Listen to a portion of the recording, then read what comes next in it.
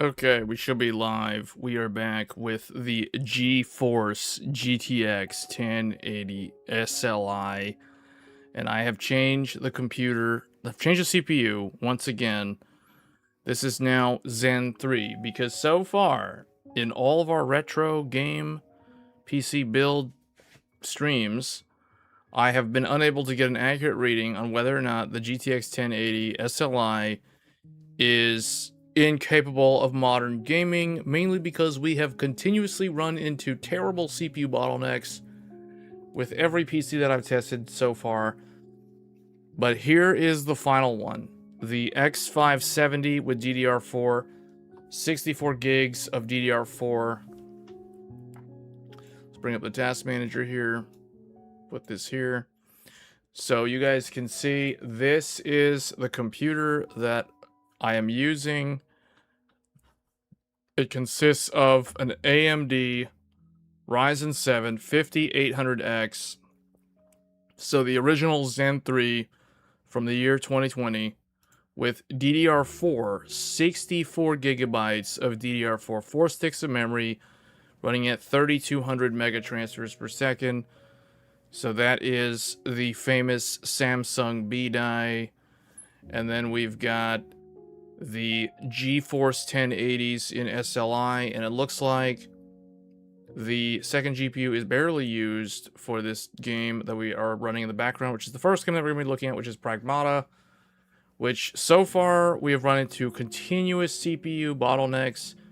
Although the most recent test that we did featuring these GPUs with the Ryzen 7 3800X, it still was CPU bound, but it was not nearly as bad as the DDR3 CPUs that we showcased in the previous live streams, where the Intel 4th gen i7 and the AMD FX 8350, both of those CPUs were terribly bottlenecking the GPUs in all of these modern games, including the Unreal Engine 5 games, which I already knew the Unreal Engine 5 would max the 1080s out into oblivion, but we've been unable to really showcase that because the CPUs have been so weak up until now.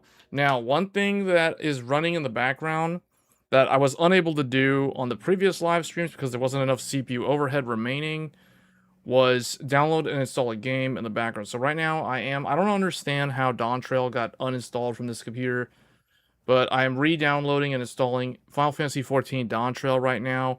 So that is why the CPU is showing very high utilization, because it is installing the game, and it says it'll take about 52 minutes to complete that.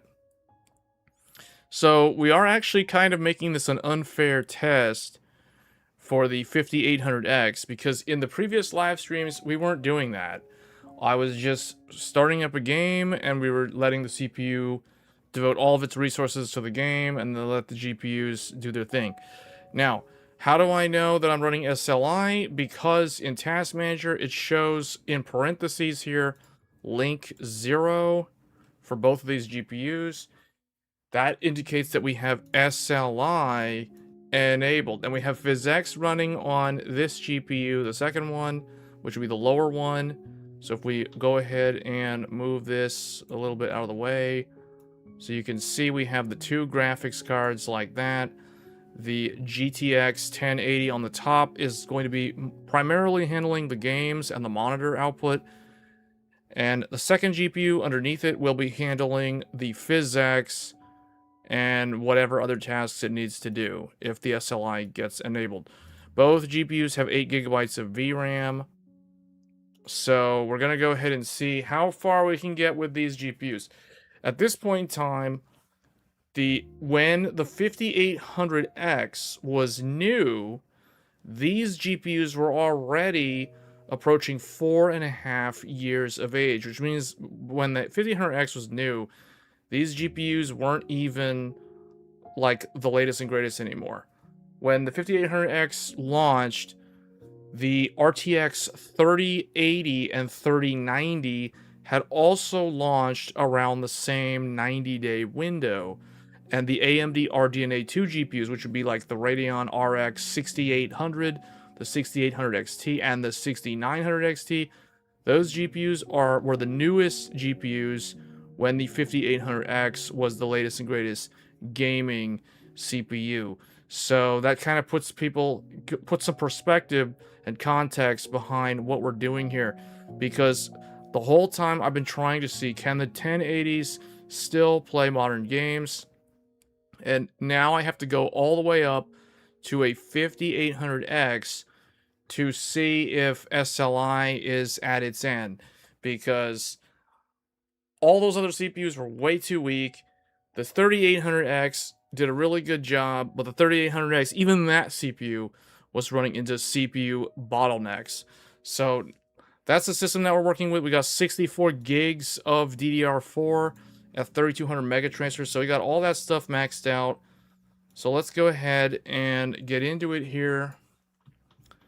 And already I can tell that this computer is way more responsive than the other ones. Alright, so let me make this smaller.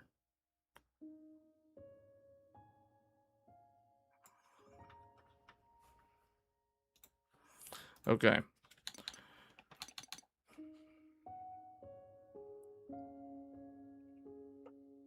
Alright, let's take a look. The 3060 Ti didn't exist in 2020. Just FYI. So I think you mean 2021. But that was when the 3060 Ti was $900. So I'm not sure if you actually bought one of those in 2020. Well, you definitely didn't buy one in 2020.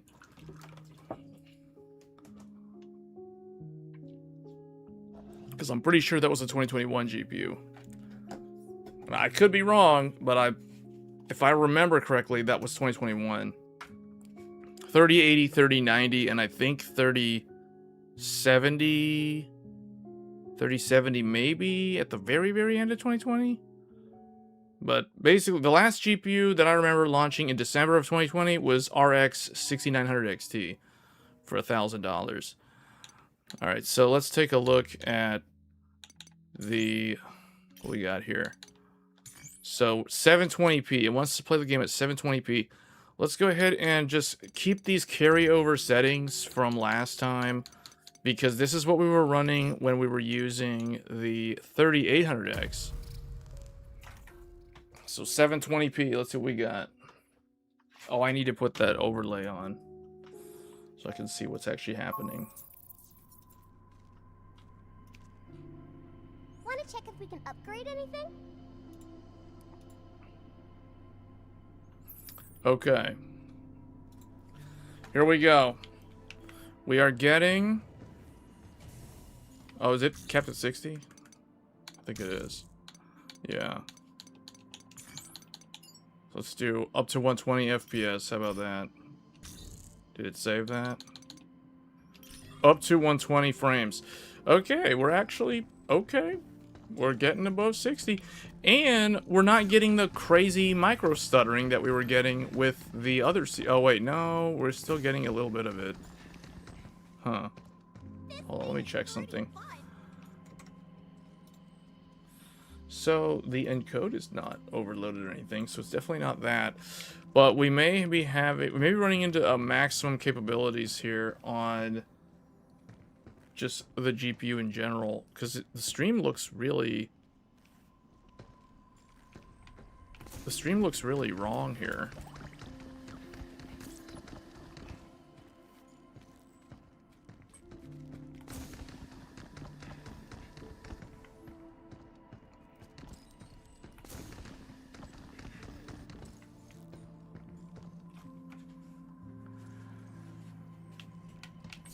It looks like the game is smooth, though. The game is smooth for me, but it doesn't look smooth on the stream, though.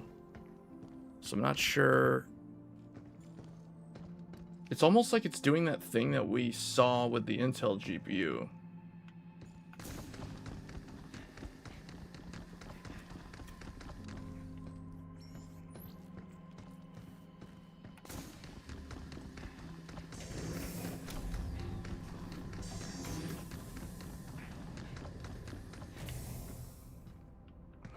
I'm not sure why that's happening on the stream, because I don't remember it doing that last time. Actually, I remember it doing something similar, but I don't remember it doing...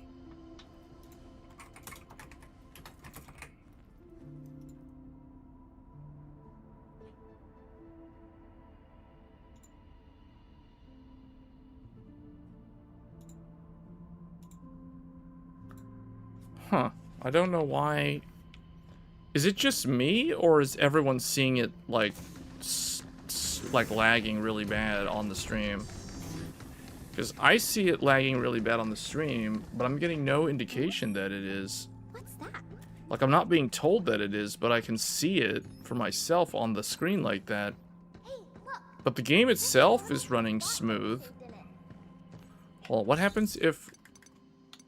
What happens if I do this? Like, what if I hold it at 60? Does that fix that? Because that's what the workaround was for the Intel GPU. Oh, that does seem to fix it, doesn't it? No, it doesn't actually fix it. It still does that.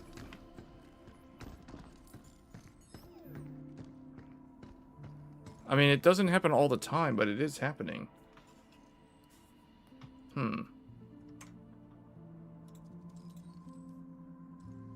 I don't know if this is the only game that's going to do that, or if we're going to run into multiple games doing this. The other thing, too, is maybe it's because the monitor is a 4K monitor. Even though I set the game to 720p, I think it's still trying to do... I think it's still trying to run the display output at 4K. Because it's borderless window. So there could be some kind of weird problem with the... Okay, hold on. Let's remove this. Although I kind of think VSync helps in this situation. Where we're getting a bunch of, like, weird stutter on the stream itself. Let me see. Well...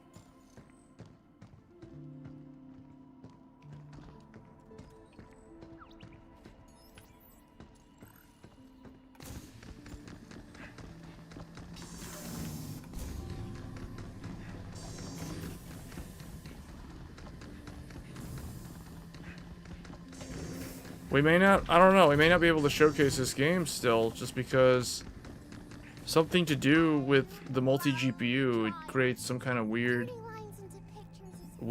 behavior with the stream. It doesn't do that with all games, though. It does seem like this game does have that problem.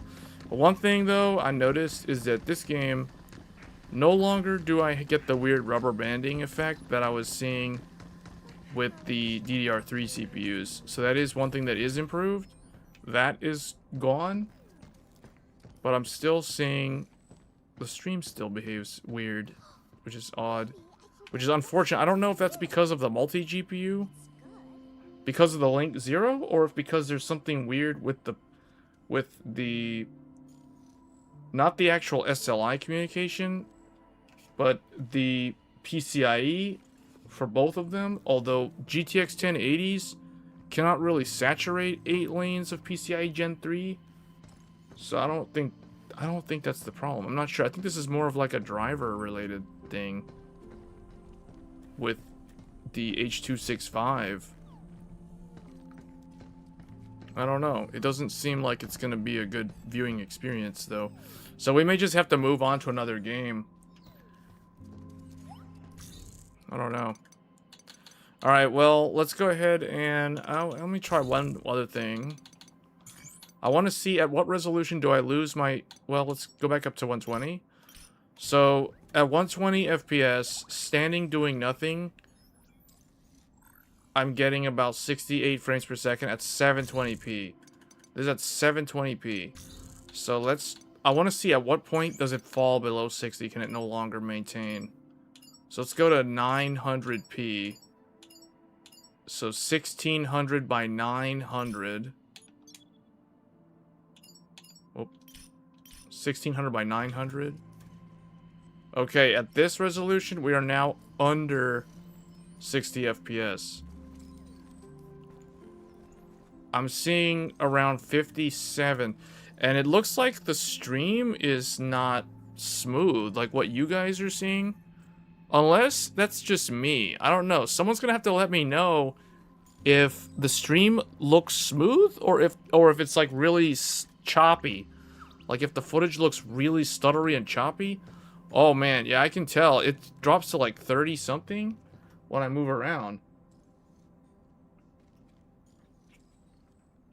I'm not sure if there's anything I can do about that. That may just be a limitation of the game with the SLI link enabled. It's choppy? Okay. So we're not going to be able to continue showcasing this game because this game for some reason just doesn't really play nice with the SLI link turned on. Yeah, so it's definitely okay. Okay, well then this game we can't, well, okay. Then it's unfortunate, but this game continues to be too hard for this GPU combination to run. Now, I will say, though, if I'm not streaming the game, it does look like it can be run at 720p with the GTX 1080 with 65 frames per second. So, we're going to close out of that. And I'll just switch over to another game. Let's try... I'll try Dragon's Dogma 2 and see how that goes. Although that game is even more CPU heavy than Pragmata. Pragmata is more GPU heavy. So now we're going to see what happens when we take a very, very CPU demanding game while we're also trying to install Final Fantasy XIV in the background. So that's downloading and installing at the same time.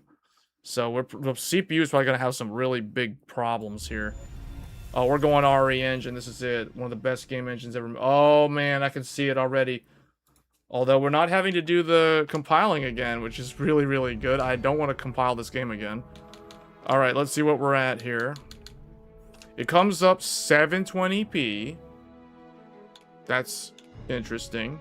So it's recommending 720p. FSR 3, it says. Ultra performance. Wow. Oh man, all these like a weird mix of settings.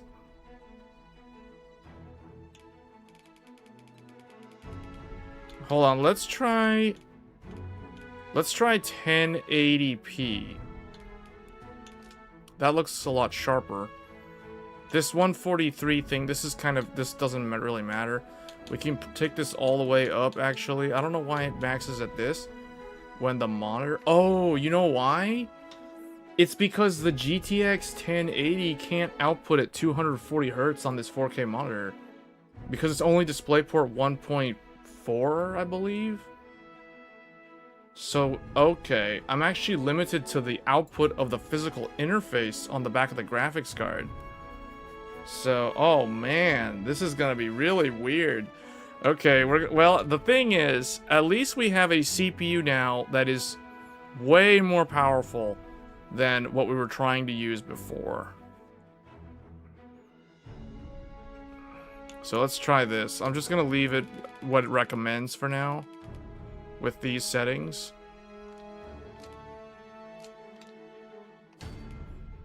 Alright, let's see what happens.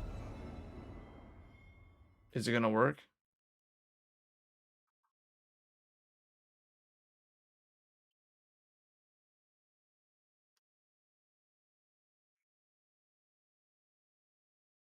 We got PCIe Gen 4 speed. Oh man, okay. Okay. Okay, we're getting about 45 frames per second. At some weird resolution. It's like... It's ultra performance upscaling to 1080p, which means it isn't actually 1080p. It's some weird... It's like sub 720p. This is like 144p or 240p. Or 360p, it's like one of those resolutions. That's how low this resolution is. And we're getting about 40 FPS. I kind of think we're running into some issue because Final Fantasy XIV is downloading in the background. And the CPU utilization looks really, really bad right now. Like I'm talking like 80% CPU. That's like really bad. Especially in a game like this. Hey, but at least the stream is not choppy and laggy like it was on the other game.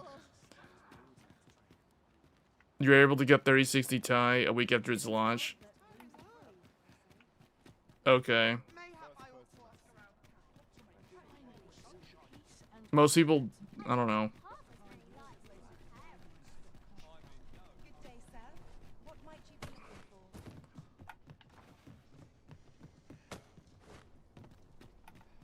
We chose 1080p 60, and it is even worse than 720p at 10 FPS. Oh, you mean in Pragmata, right? In the other game.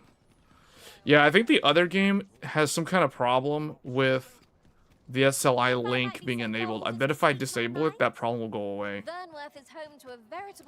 But that defeats the purpose of trying to run multi-GPU.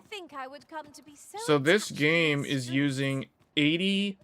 It's using 78% to 80% of the first GPU, and it's using about 10% of the second GPU. So I don't know why it load balances in such a way. It's definitely not giving me linear scaling. But the second GPU is doing something, because it's like 10% utilization. When the game wasn't running, the second GPU was at 0%. When I was just sitting on the desktop. So it's... I don't know, it doesn't seem like it's giving me the proper scaling, but I can't really tell at this point. We aren't, I mean, we're still, like, not even at 60 FPS, so, and we're playing the game at, like, 360p, so I can't help but wonder, like, what this will look like if, once that game is done installing. Hold on, let's try actually bumping the resolution up, because I want to know if the resolution even matters here. Let's do, uh-oh.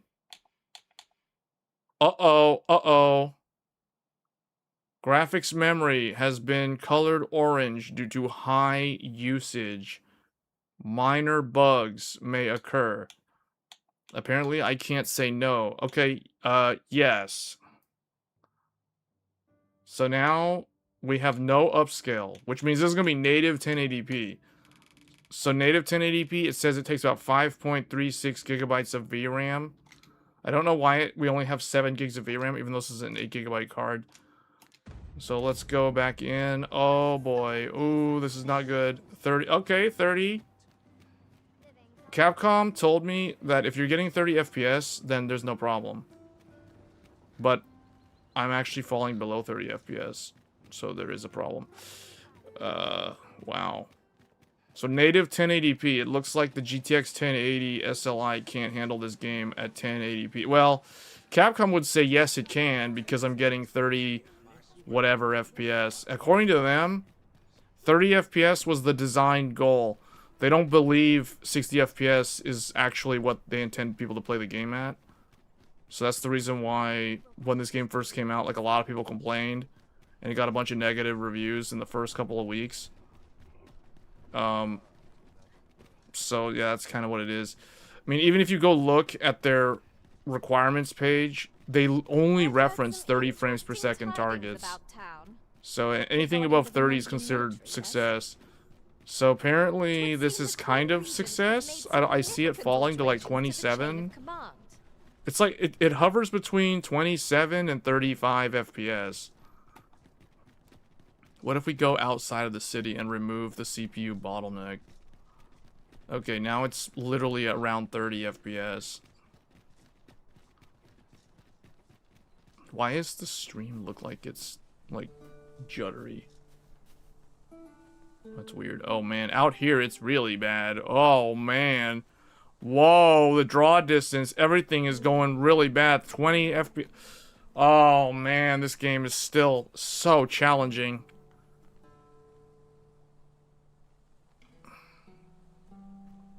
Man.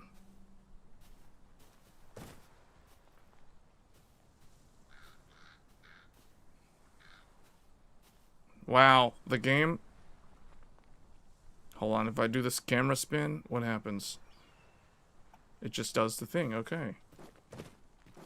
That's cool.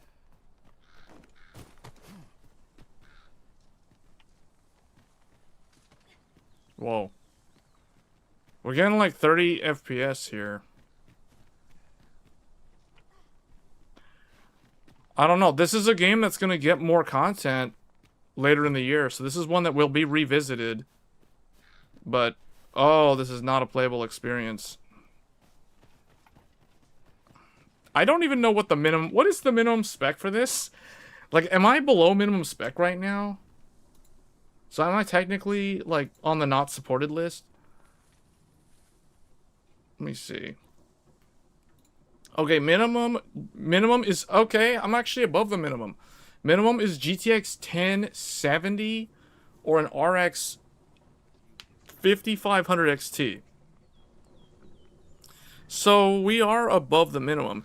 And it says, with a GTX 1070 and a Ryzen 5 3600... Am I blocking the path? Oh, let me get out of the way. I think I'm in their way. I should be able to get... It says here, 1080p, 30 FPS. Frame rate might drop in graphics-intensive scenes. GeForce RTX 2080 Ti or Radeon RX 6800 required to support ray tracing. Okay, well, that's whatever. I already know that we're not going to run ray tracing with this setup. But then the recommended is RTX 2080 or RX 6700. So the recommended spec is basically a PlayStation 5. Yeah, a PlayStation 5 is the recommended spec. Because RTX 2080 equals PS5. So RX 6700 absolutely equals PS5. So the recommended is PS5. So we're actually below a PS5. So this computer's CPU is stronger than a PS5, but this computer's GPU is weaker than a PS5. So I kind of fall, like, it's like a weird mishmash of, it's like my CPU is above the recommended, but my GPU is only slightly above the minimum. That's why we're getting 30 FPS. So Capcom is accurate in their recommendation. They're saying that I should be able to get 1080p 30 frames per second with this setup, and I am. And then they do say that you will see frame rate drops in graphics intensive scenes. So like, for example, when we run out here and the draw distance goes max and we see a bunch of trees, that's a bunch of rendering, and then that's what kills the frame rate. I wonder, are they fit for climbing? Yeah, see, look, 21 FPS. So they are accurate. They're not lying. They are setting the proper expectations. So this is accurate. This is, yeah, Capcom is one of the best developers. They're one of the most competent developers in the sense that they crank out games and their games don't get delayed. Wait, who's this? Is this that one NPC that was like trying to trail me? I welcome rumors of any sort, my friend. I don't know. One of those NPCs, there was like a quest line for some NPC. Wait, how did this get back here? Weren't they going the other way?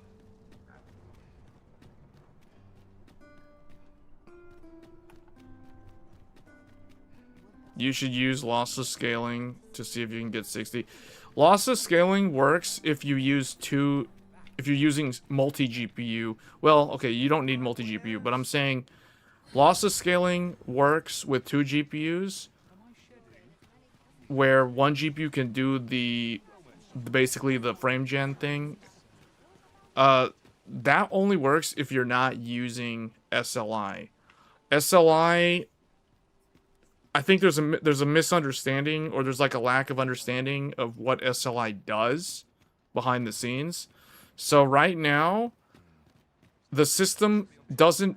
Okay, physically I have 2 graphics cards, but because SLI is enabled, I used a Dragon Ball Z analogy last time, for those who know Dragon Ball Z terminology.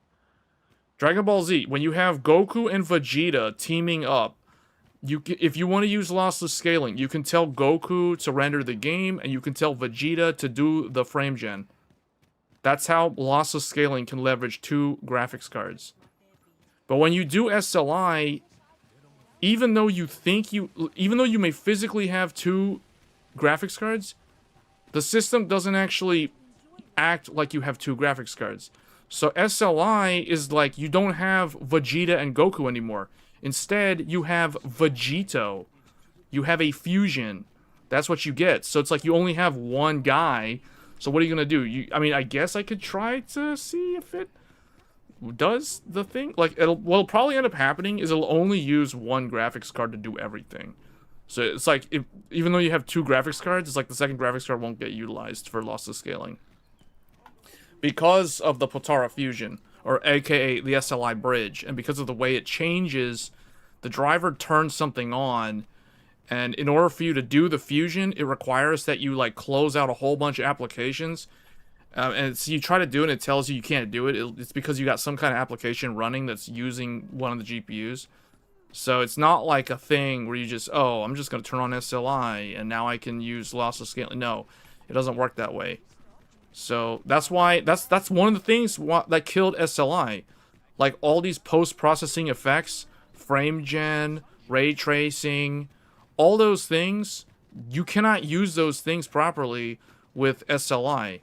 Because that's a post-processing effect. Post-processing effects happen after the render pipeline. At the very end of the render pipeline. And the SLI takes place at the beginning of the render pipeline. So that's the reason why SLI is dead with modern games. Or you just get like no scaling at all, or in some cases you get negative performance increase, you get performance regressions. There's a lot of issues. That's the reason why it's dead. It's been dead for so many generations now because of all the advanced things like ray tracing that basically killed it off. So it's like, take your pick. Would you rather have ray tracing or would you rather have multi-GPU SLI? Nvidia decided long ago that they're gonna just change it over to ray tracing. So it's like, goodbye SLI. You don't get to go to gamers anymore. Now you get reserved for AI.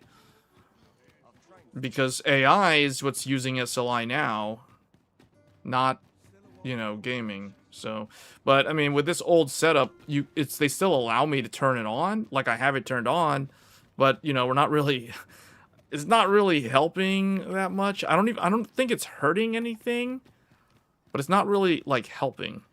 We're not getting like a 100% increase or a 50% increase in performance. Pray, Just from having this turned on. Run too fast for the likes of me. Let us endeavor to keep up. DirectX 12 and modern Vulkan are, yeah, that's something different though. So okay, that's a really good point that you bring that up. I almost forgot about. I wanted to mention that earlier, but I forgot about it. So I'm glad that you brought that up. So DirectX 12, that is called MGPU, multi-GPU, explicit multi-GPU scaling. Explicit multi-GPU scaling is what I just said when it comes to lossless scaling.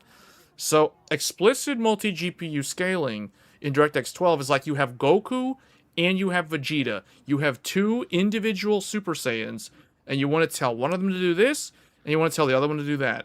That is not SLI, though. So you cannot use SLI with modern Vulkan or DX12 eGPU support. If you want to use eGPU, or not eGPU, MGPU support in DX12 and Vulkan, you have to actually turn off SLI. You can't have SLI enabled if you want to use that supported mode in the game. So that's another thing. So it's like, so SLI in its traditional sense is truly dead. No developer is developing games that will use traditional SLI, aka Fusion, Vegito, Gogeta, that type of thing. That's long gone. So, unless you have the hardware to turn it on, like what I'm doing here, it's impossible to access it now. It is reserved strictly for those in AI data centers.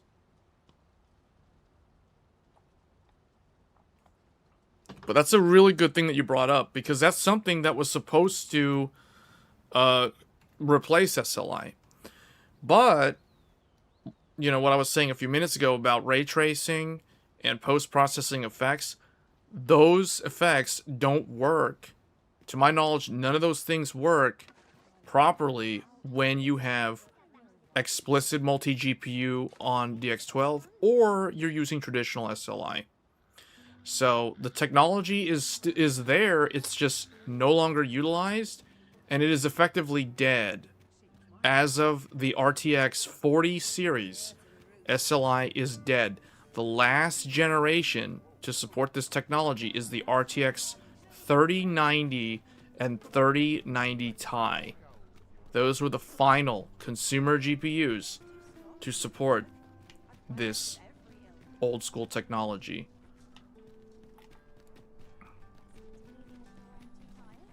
But it looked cool, I will admit. SLI, nothing beats the look of an SLI system. SLI systems, two GPUs look so much better than one. And when you have that high bandwidth bridge, that NVLink bridge or that SLI bridge, linking the two graphics cards physically together, like the Patara Fusion earrings, oh man, it looks so cool. It is like the most slick looking setup. For real. Even though this is such an old, this is basically a retro GPU setup at this point, it still looks so cool, man. It looks so awesome. GeForce GTX. Look at that.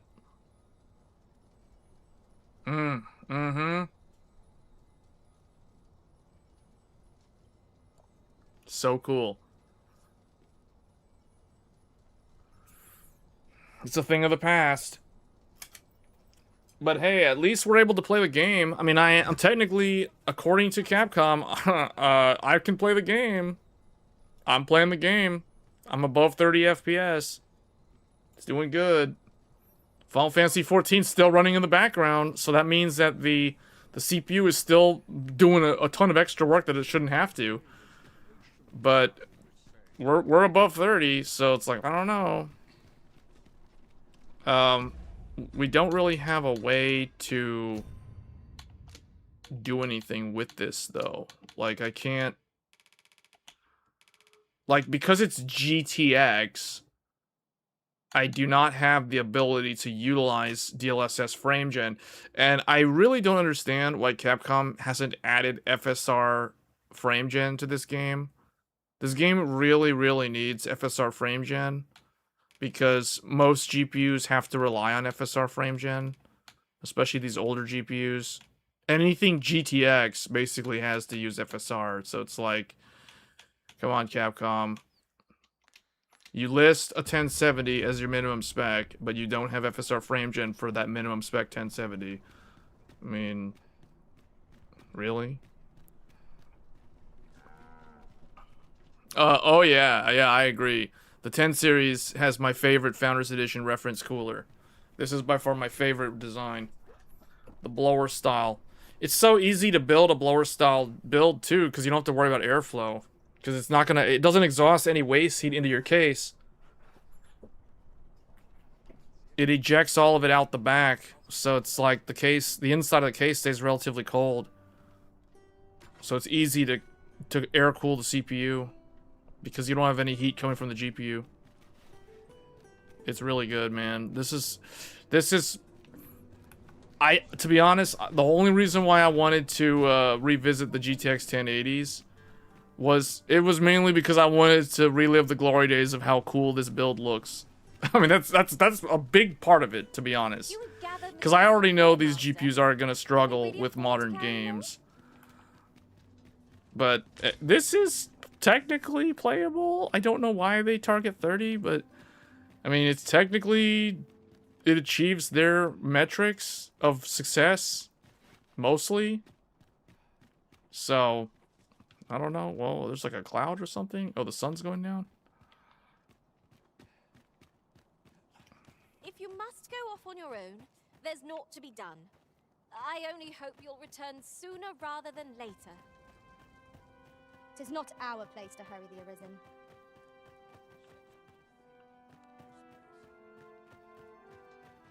The latest tidings from Melv came as quite a shock. It's been decades since the dragon last appeared. It was a tragedy to those who suffered the beast's attack, to be sure. But I cannot deny it gave me a sense of hope. I thought to myself, with the dragons coming, the Arisen shan't be far behind. An end to the age of proxies at last. And indeed, we have our sovereign, though he is yet abed, nursing those grievous wounds. Still, that I would see this kingdom restored to rightful rule in my lifetime. Ah, I could weep for joy. I don't know. Was that supposed to be like a quest line or something? Just walked up to some random NPC and he had a lot of dialogue. That's one of the cool things about this game, though.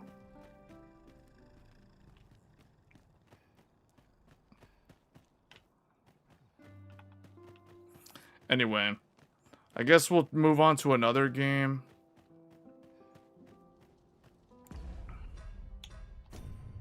Well, actually, let me get out of this area first.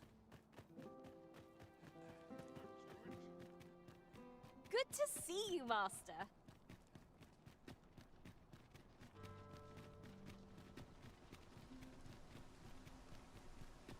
But yeah, this GPU is above minimum spec. It's above minimum spec.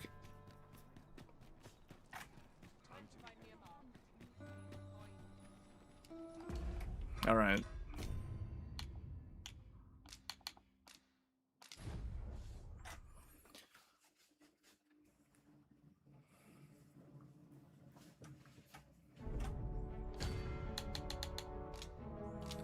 Okay, so that runs acceptable based off of Capcom's own metrics.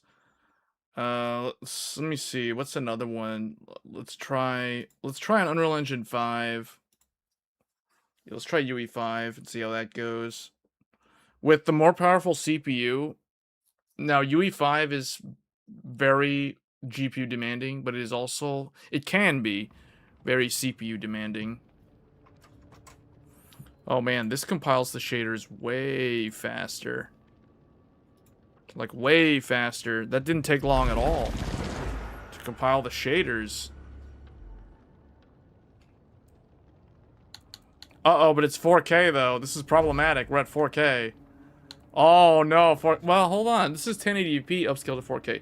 But because it's 4K, the GPUs don't have enough VRAM to handle even 1080p upscaled to 4K. So we're gonna have to change that. I can't run it like this.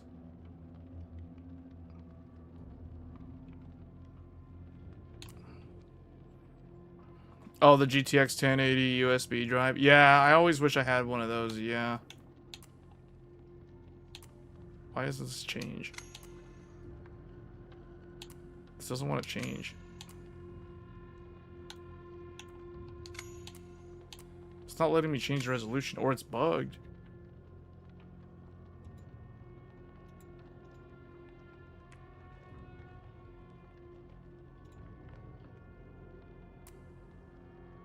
Okay, full screen. Let's do... Yeah, let's do 10... I think we did 1080 last time. 1080 performance, so it's not actually going to be 1080. It's going to be like 1080, sub 1080p. Did it save it? Okay, so we are going to utilize frame gen. In this game, we're going to utilize frame gen. Okay.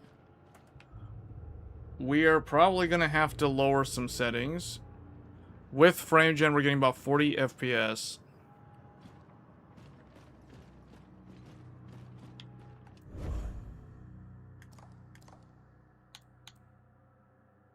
What if I do...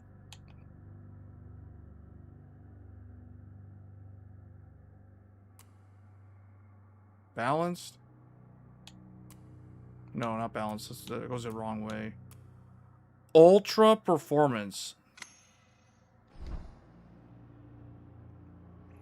Whoa. Wait, what happened? It's 120. Okay, something wasn't correct with the resolution.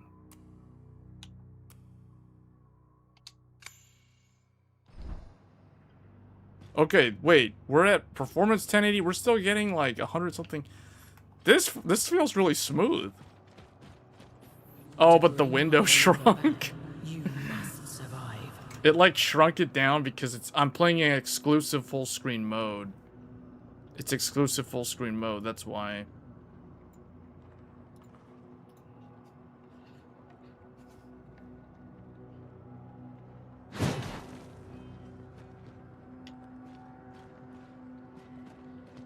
This is actually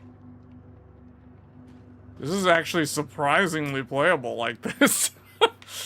For an Unreal Engine 5 game, this is actually, for a 10-year-old graphics card, Unreal Engine 5, this is actually quite good.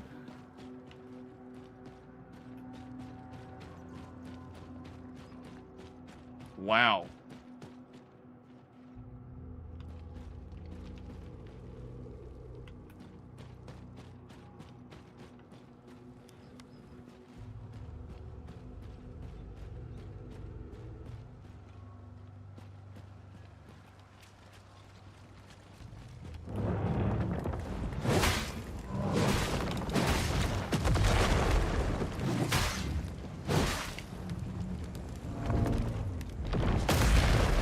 Oh, that hit me? Oh no, it kind of hit me.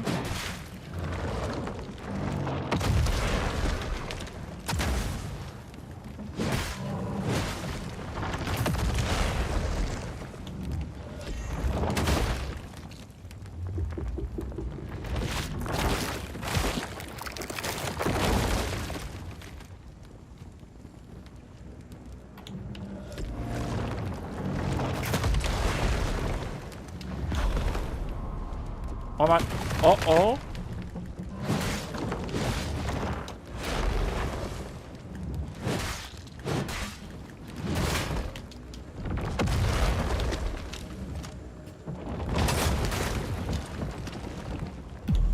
Oh, I died to fire.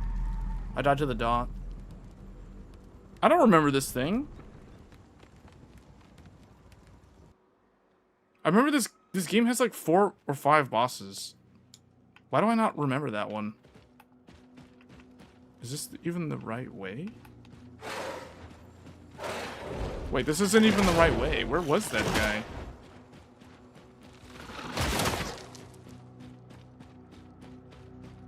Oh, I guess he's off to the side.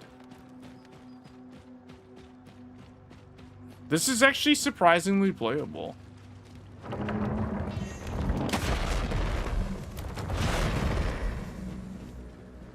Okay, so it's like in a special area.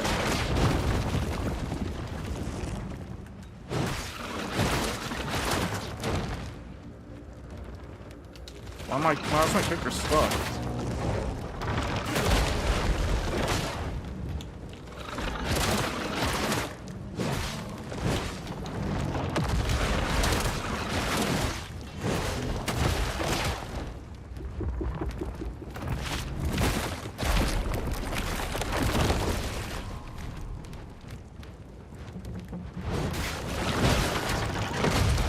Oh man, I died again.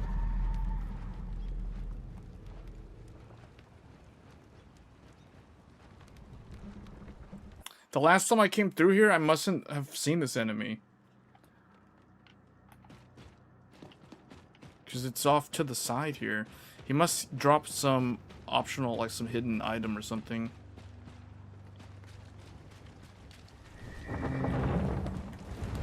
I can't see the enemy's name because of the overlay.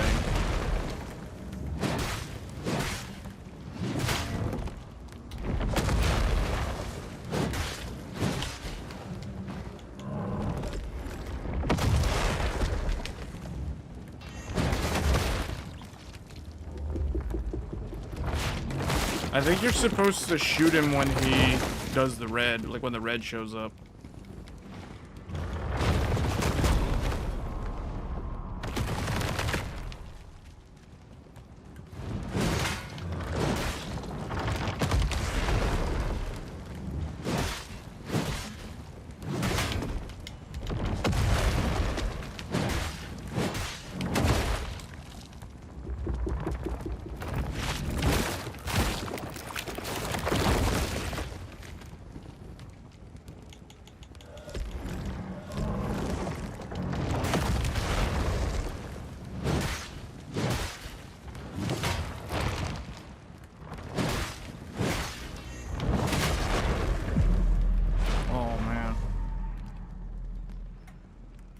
Yeah, this is actually very playable. I think I can raise the resolution.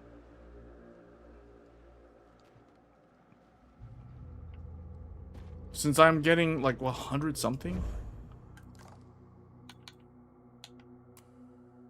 Let's go to quality. Whoa, even at quality it's like 90 something. So hold on, I can actually do native then. Yeah, native 1080p. Uh-oh, now, yeah, actually, now. Okay, maybe native's too much, because it seems to fall a lot.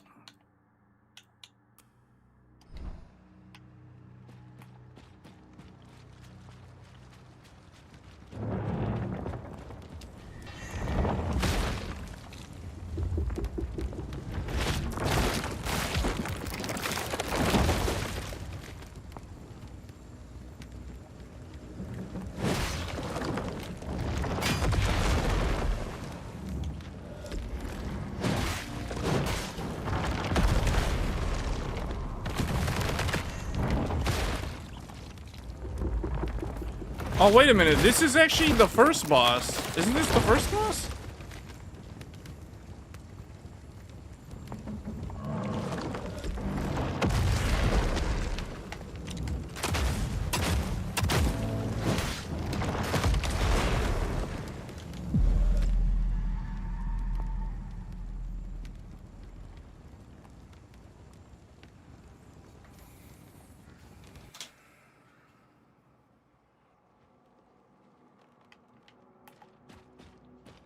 Yeah, you can actually, if I kill him here, then that means I don't encounter him later.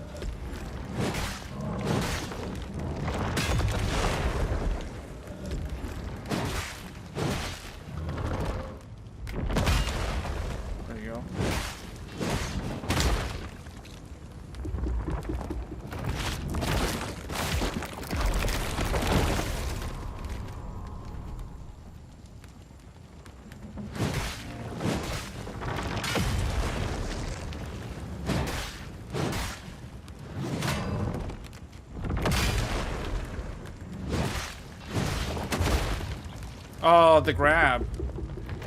You can't parry the grab. You have to dodge.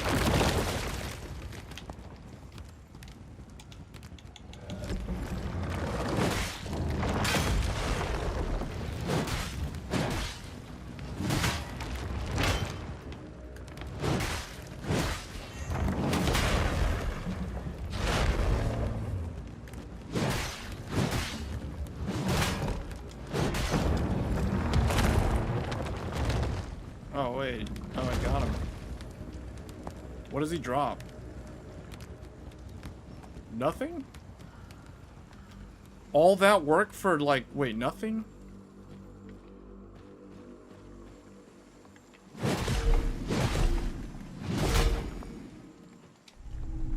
Okay, well, there's that.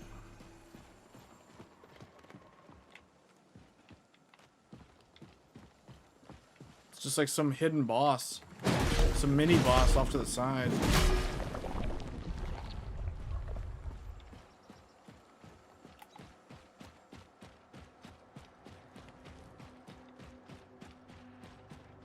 Well, at least I know that DDR4 platforms are still good, because DDR3 platforms were absolutely no longer good.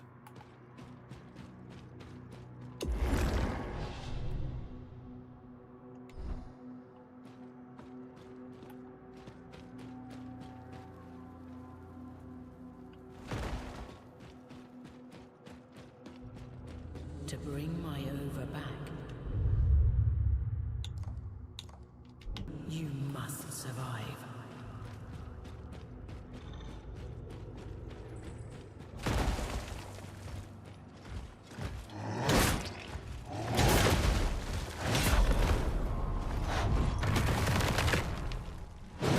So I'm supposed to...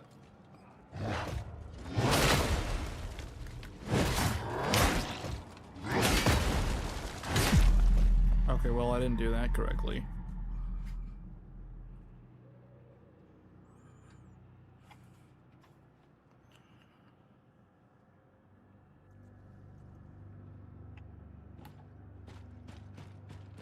To bring my over back, you must survive.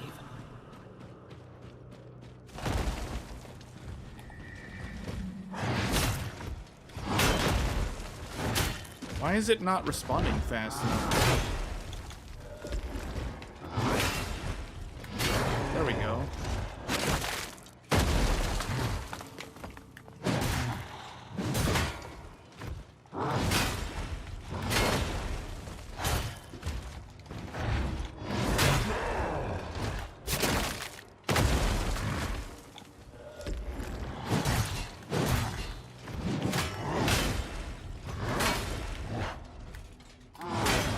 Oh yeah.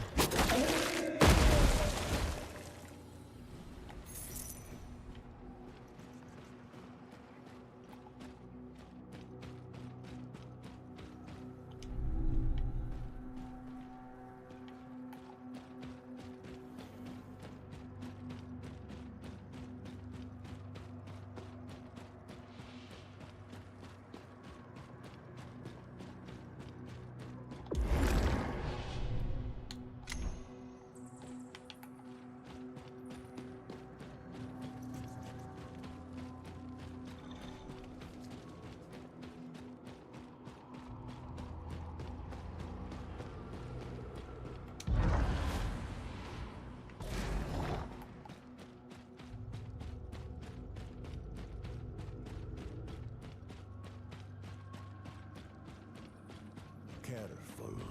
It's quiet. No brigands. Not even a mouse.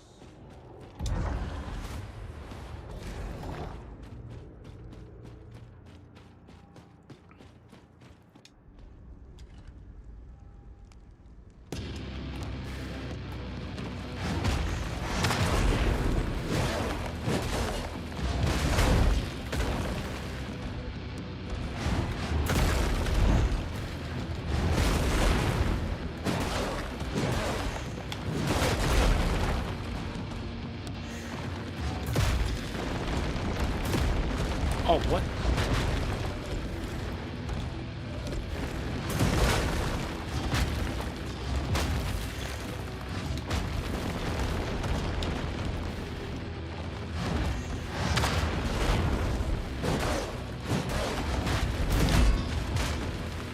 Uh-oh. Oh, no, no, no. What?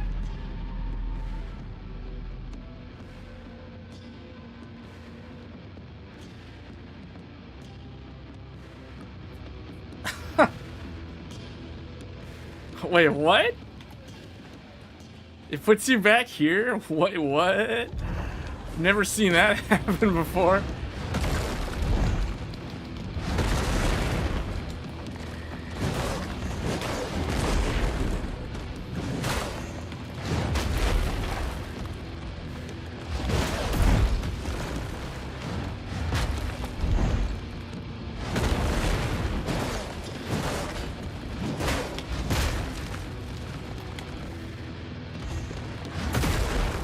What?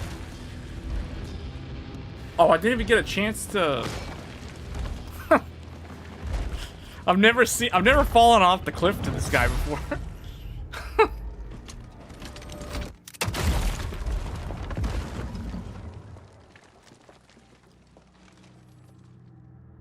What happens here is really strange, because it's like he shoots the head off, but then the thing like somehow still it like has that weird dagger somehow. Like it didn't use it against me.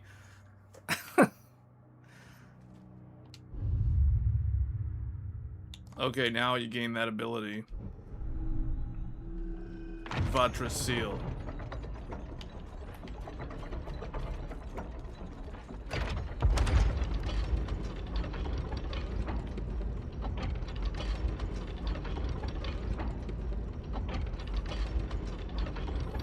Man, this is probably one of the best showings for this GPU combo because the GPU is so old, but the game is actually UE5 and it's actually quite playable like this.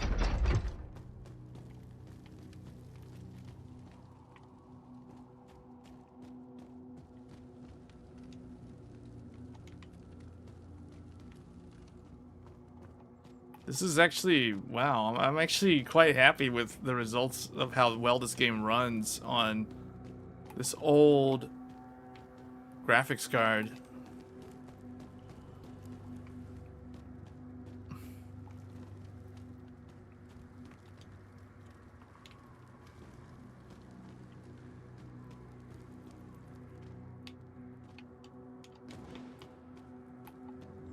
This game doesn't have a jump button, right? As far as I know, there's no jump. Come. Look. A lone egg. On the verge of spoiling. Can cleanse it. It's safe now. Bring your hands back to me.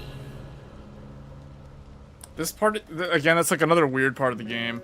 It's like it randomly changes to this. They went for some very stylistic choices. I don't know if you guys have seen the latest developer diary from Lords of the Fallen 2, but man, that game is looking like that's gonna be really good too if you like these type of challenging action games.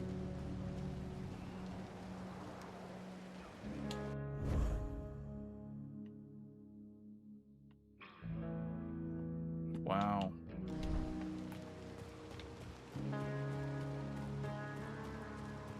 They went for a very stylistic choice. You know, I never played the first Mortal Shell, but a lot of people were telling me, like, yeah, this game is a massive improvement over the first one. The first one looks like a demo compared to this demo.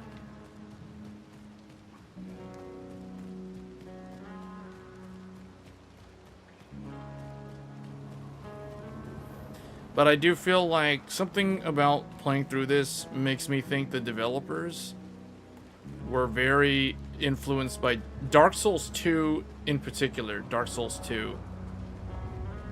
This whole area makes me think of Drang Lake, and with the bridges like this. Uh-oh. Wait, what? That's never happened to me before either.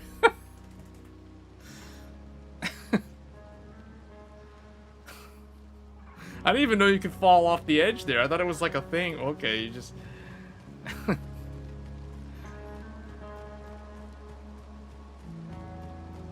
Wait, so can you even attack? You can't even attack.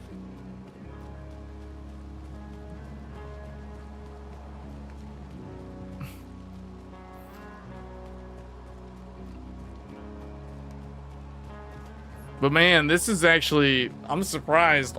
We're getting like 90. Now, granted, this is with FrameGen, but still. This is pretty good.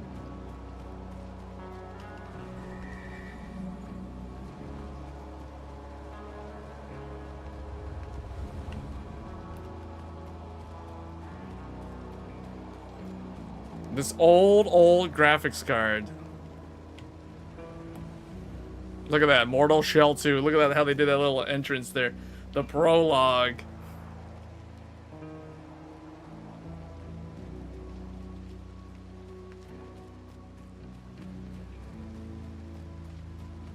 It's funny, in the beginning of the game, they call him Lavender. Whoever the main character is supposed to be, they call the humans called him Lavender.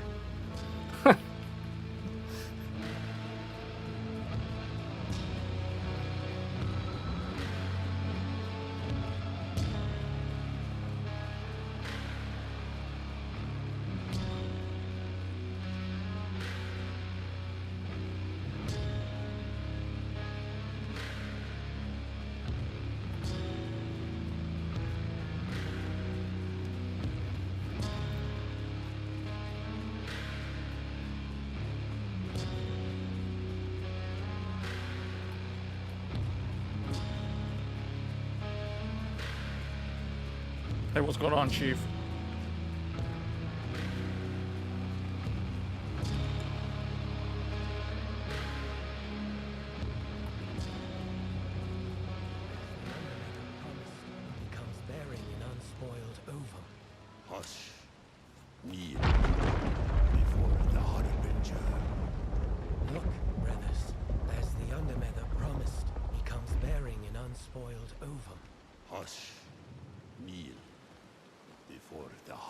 Harbinger. More eggs are out there. We must keep searching. What? Go on then.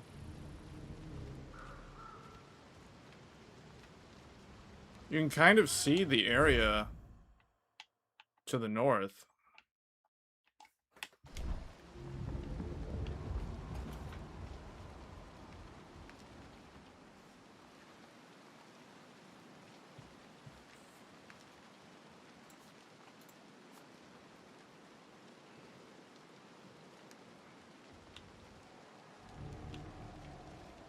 Okay.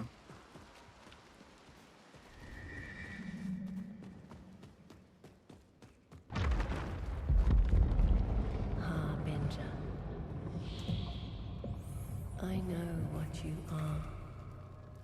Where you have been.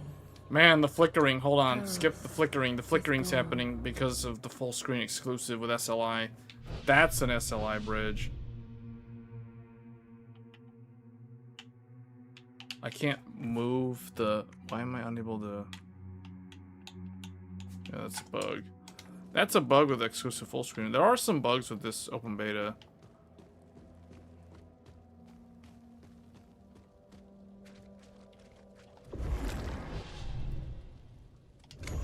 Finally level up.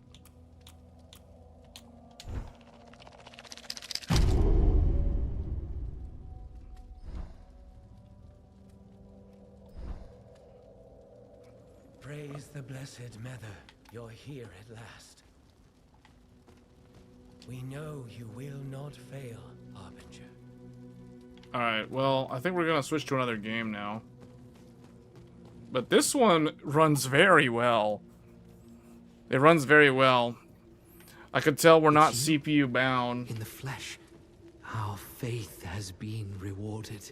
Harbinger, we've prepared the gloom siphon for your coming.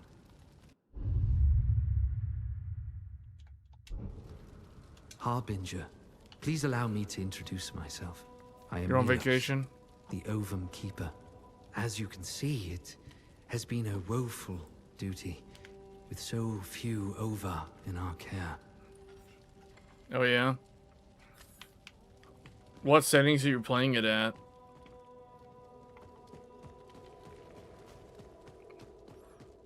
You should be able to play it at... I would imagine 1080p with frame gen probably works. In fact, you know what? I'm gonna test this game now. Or not this game. I'm gonna test this computer.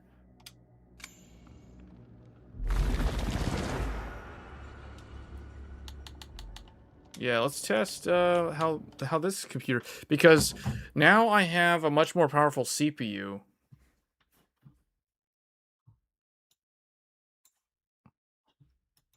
I want to do one thing though. I know I can't do 4K with this GPU, so I'm gonna actually change the resolution of my monitor to 1440p.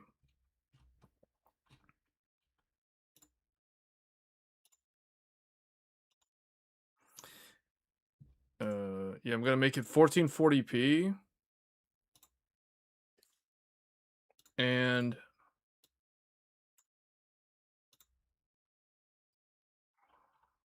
with it being 1440, I can now make it do...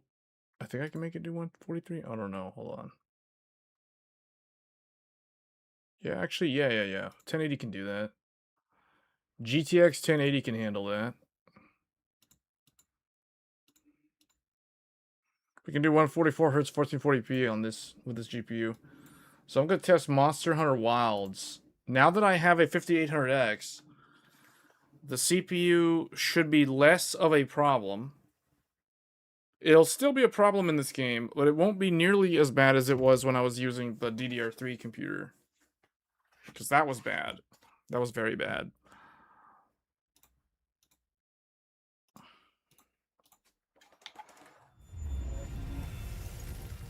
Oh, it's gigantic again.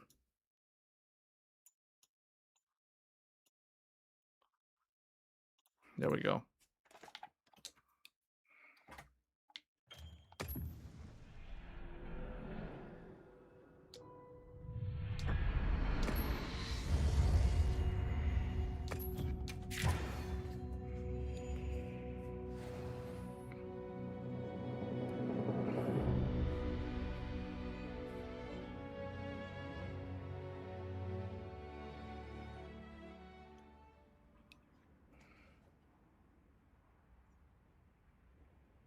Yeah, the build quality on the laptop is very good, though. That's what I like about it.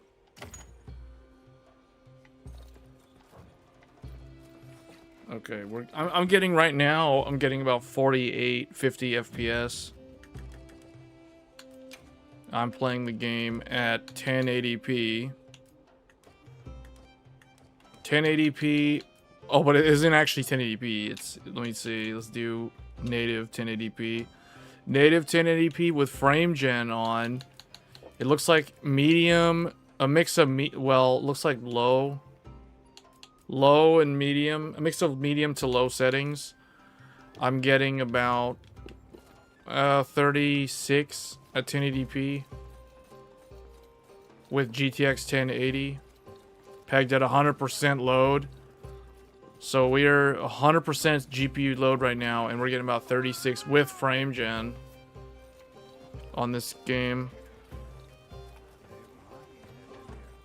Man, that's with frame gen though. That's kind of scary. That's with frame gen. I don't even want to know what it's like with it if I turn it off. Hold on, we're gonna have to go with some balanced, I guess. Okay, 46. Balanced, upscale to 1080p. I'm getting about 46 FPS on medium and low settings.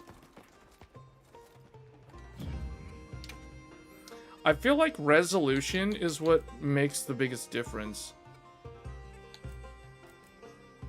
Like, I could probably bump these things up.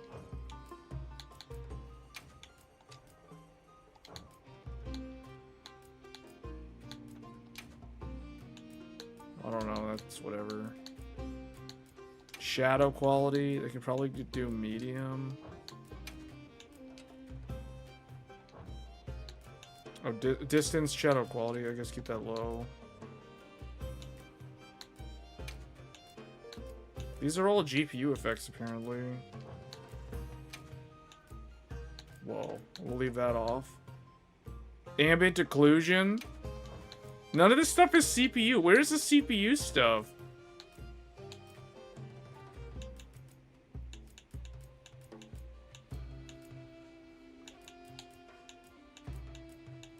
What? Why? Nothing shows that it uses CPU anymore.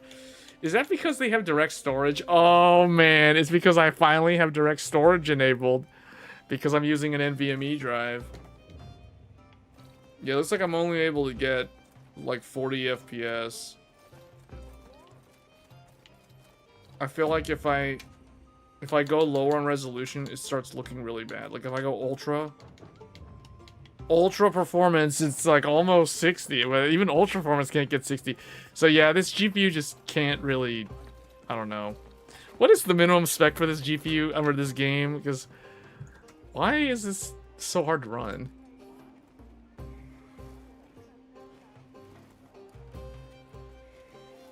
Man, oh, hold on a second. Minimum is GTX 1660.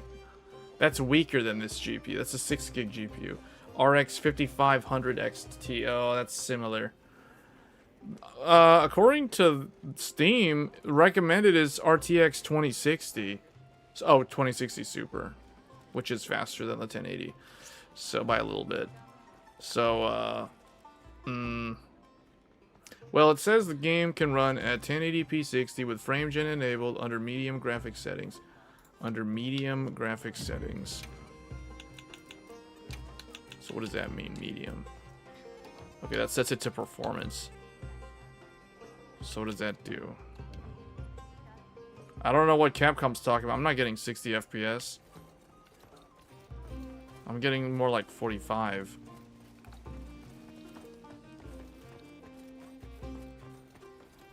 What if I go out of here, though?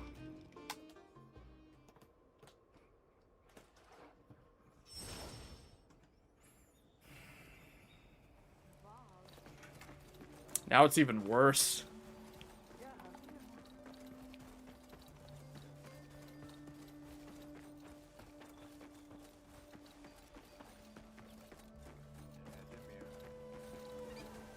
I just now noticed in the stream it looks choppy, kind of. Doesn't look smooth. This is another one of those games, huh? Then we gotta do this.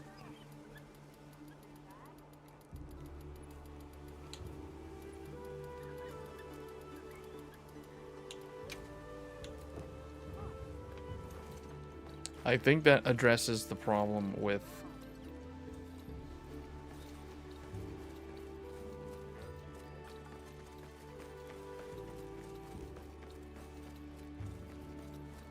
frame gen. I'm only doing 40.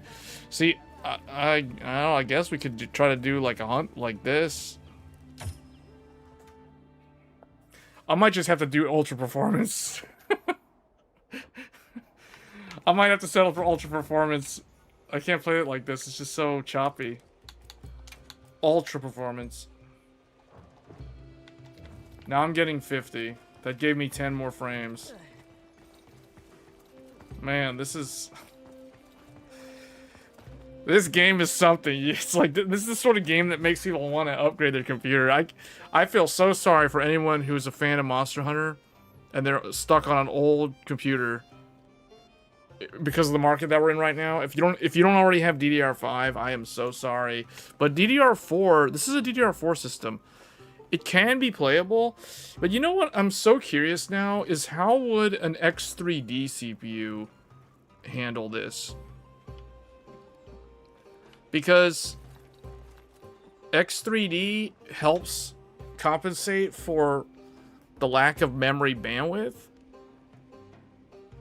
So I feel like DDR4 platforms can benefit a lot from X3D. That's what made the 5800 X3D so famous.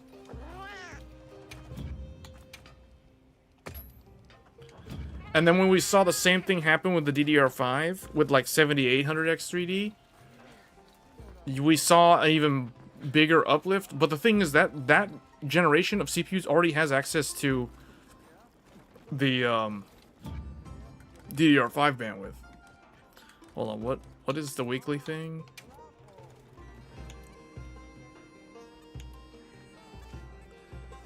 Hunt 3 tempered monsters ranked 6-star or higher.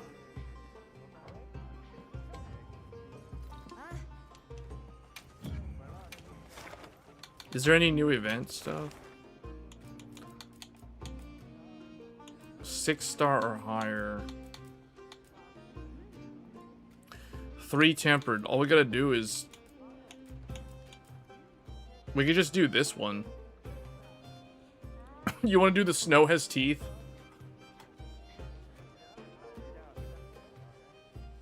What does this drop? Oh, this is the one for the Orion ticket. You want to do the snow has teeth? Oh, it's inside here. These guys are weak to fire, though. I think I might want to change to a different... Alright, let's just do that. Hold on.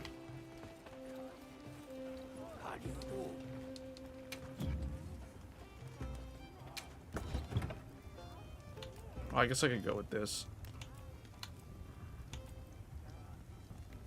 You know what? I'll just use what I have. Don't they do ice breath? They do ice breath, don't they? I guess I'll go with this.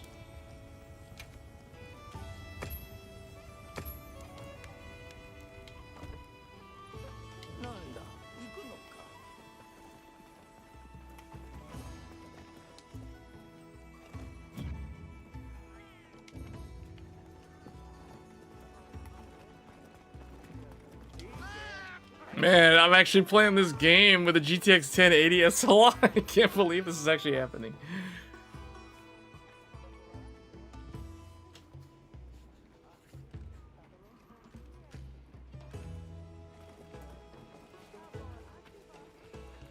We're playing it at ultra performance 1080p. We're upscaling to 1080p. So that means I'm actually playing the game at like 360p or something.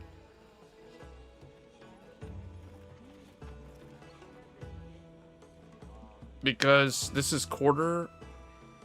No, this is 1/8 1080p, I think. I think. I'm not 100% sure what ultra performance metric is, or like what's the scaling.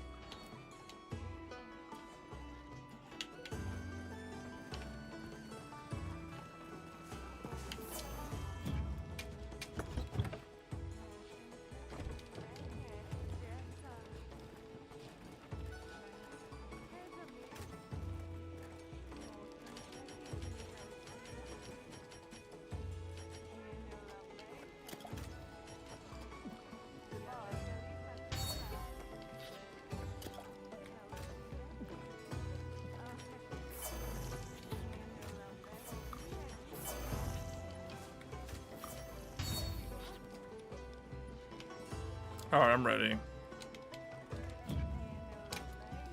It literally was just 3 tempered, yeah. So I'm trying to get the armored sphere.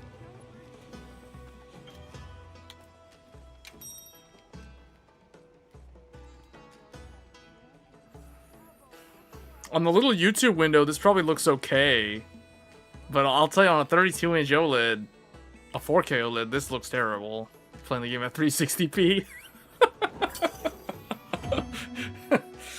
Hey, at least the CPU's not too much of a problem. I mean, it kind of is. This is making me more and more curious about the, you know, the 5800 X3D, because I don't have any Zen 3 X3D CPUs. Like how that would do.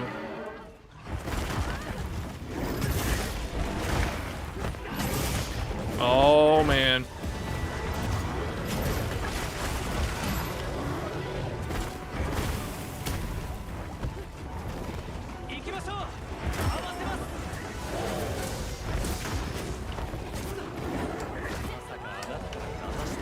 Oh, it's a medium. There's a medium one. There's like little ones. There's like a lot of little ones.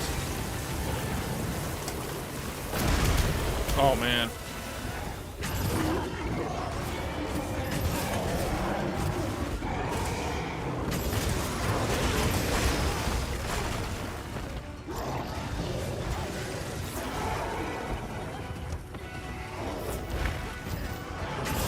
Oh, I got the big one. I'm getting 40-something FPS. It's 360p. I don't know what the problem is. And this is with frame gen. So I guess it's GPU, man. This GPU is 100%, but I don't know. I kind of wonder if there's some CPU bottleneck here.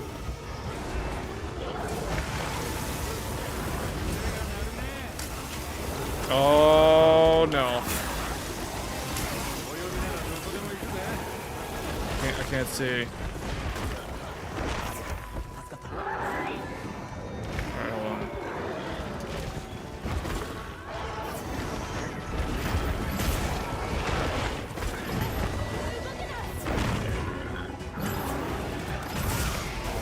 on. $500 damage. Oh yeah, here we go, here we go, here we go.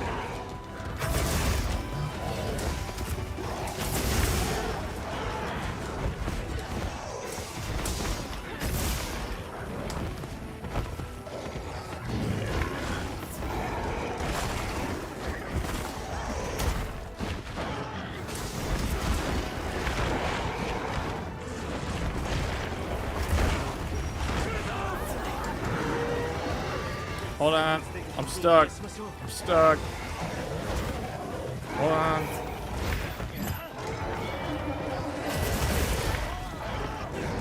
Stuck in the corner.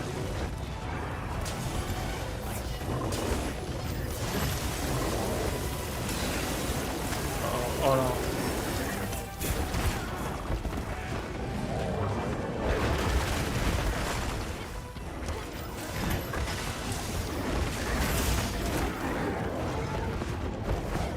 We need to try to split them up.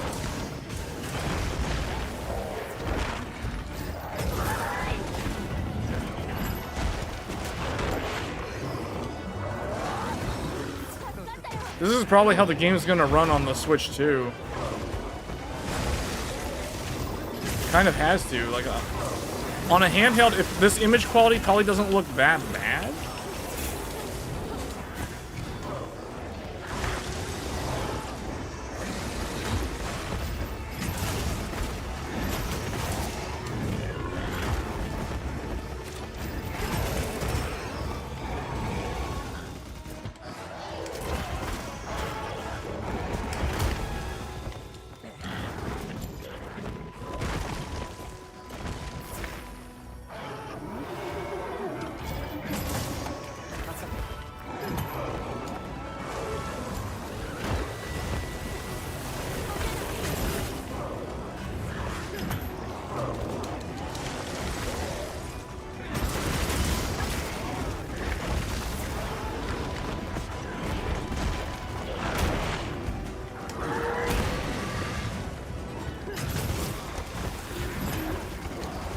Now that I remember, the GTX 1080 could only really handle Monster Hunter World at 1080p. It couldn't handle it at 1440. So this game, it definitely can't do a 1080 now that I think about it. It ran World at 1440p at like 45 FPS.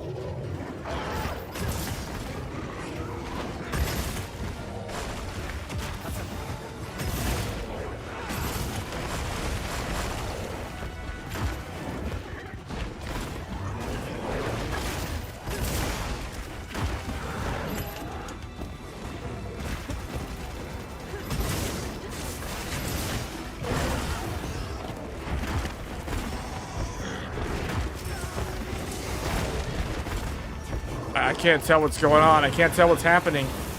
I can't tell what's happening. Oh man, I'm stuck. Hold on. I'll get you up. Hold on. Whoa. Your computer is a lot more powerful than this. The 6800 is way faster than this GPU. Probably something like 200% faster. Oh my goodness. I'm having to play this game at 360p. And upscale it all the way to 1080p. Oh my goodness, these things are so annoying. We need to trap one of them. We need to hold one of them down.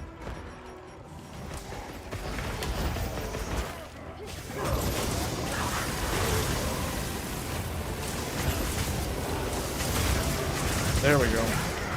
Knock this big one over. Alright, what the? There's one who has a head. He has a cut on his face. There.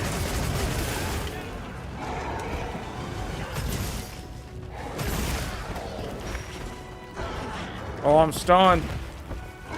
I'm stunned.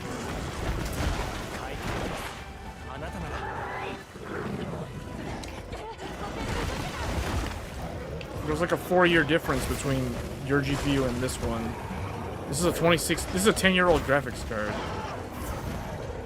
Although your graphics card is like 5.5, so that's not exactly young anymore either.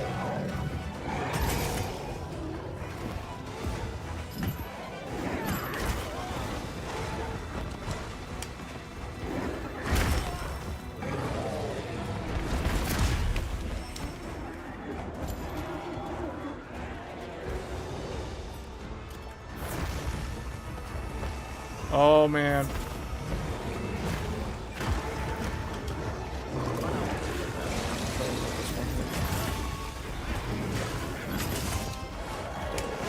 There we go.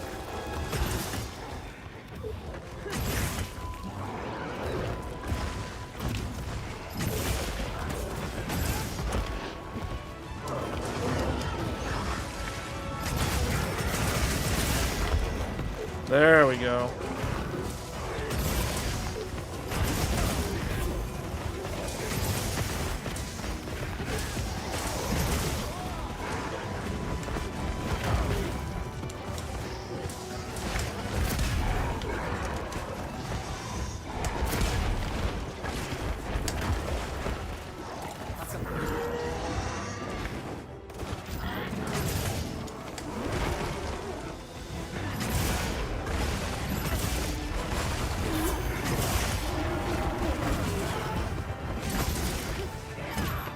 I mean, I feel like if I'm gonna play this on Switch 2, this is how it would look on Switch 2.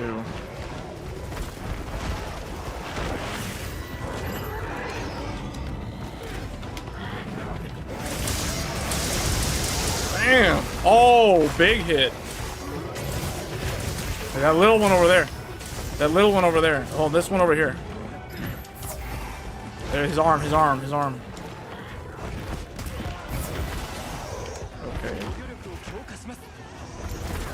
Okay.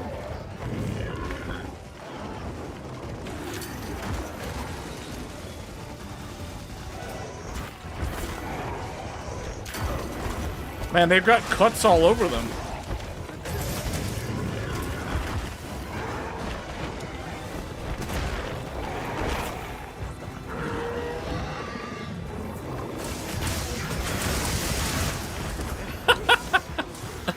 Just cleave through two at the same time.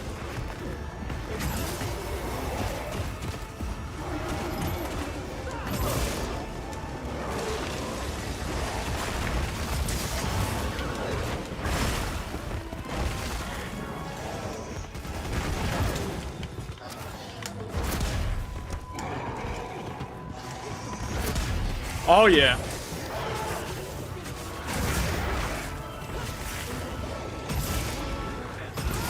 Ooh.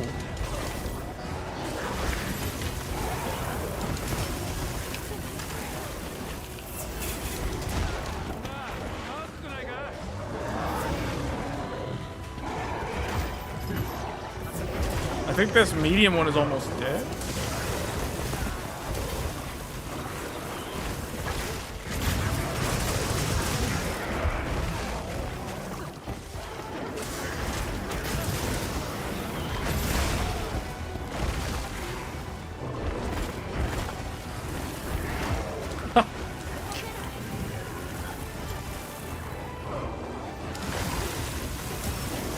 What?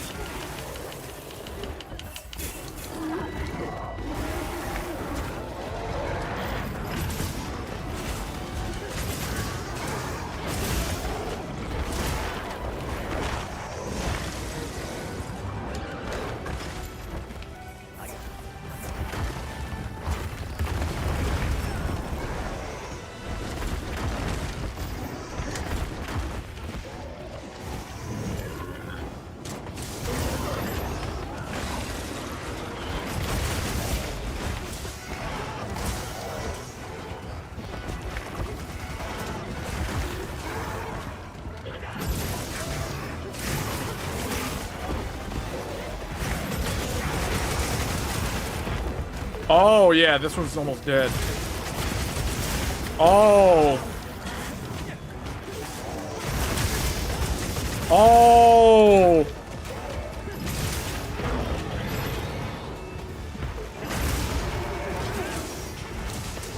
Uh-oh, I got stunned.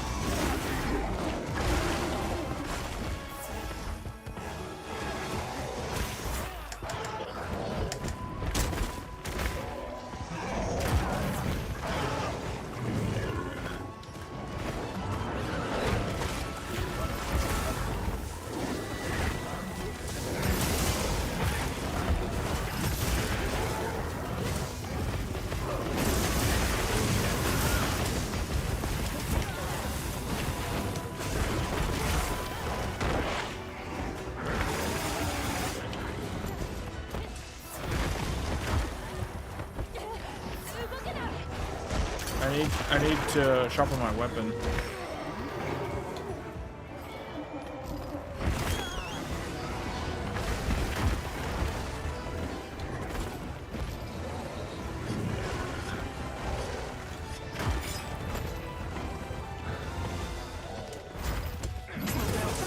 Well, Ampere right now is only really good for AI if you have the big 3090 or 3090 Ti. I mean, the 3080 Ti is not terrible for AI because it's funnily enough, it's the same GPU. You just can't run the big models.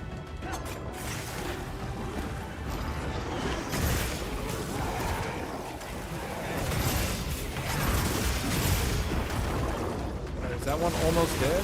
No? Oh my goodness. This is... I don't know what I was thinking. I thought this was gonna be easy.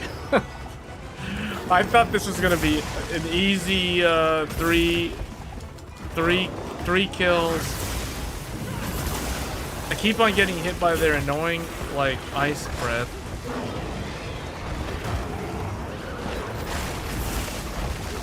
Every time I think...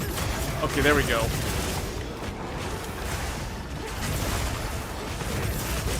Alright, here we go. If I can manage to...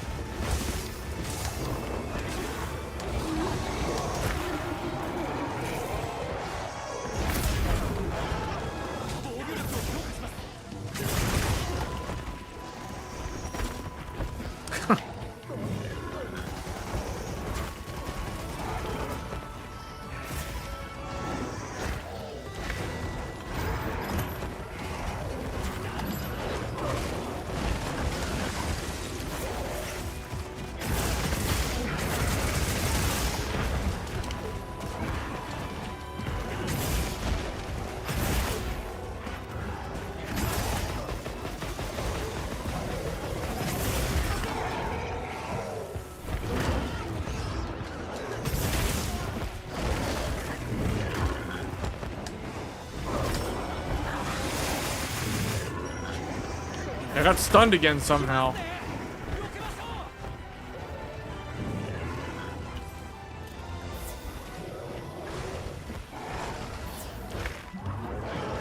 Where's the medium one? I'm trying to kill the medium, small one.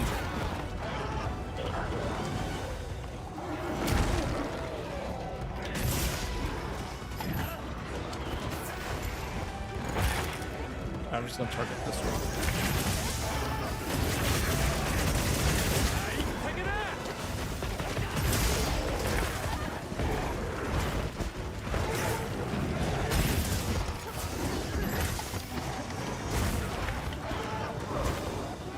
They've got cuts on them. They've got cuts.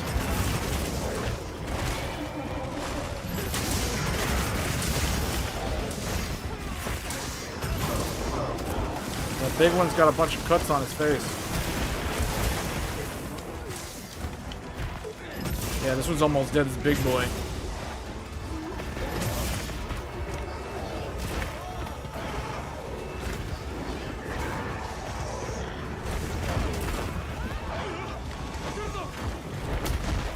Oh man, watch out.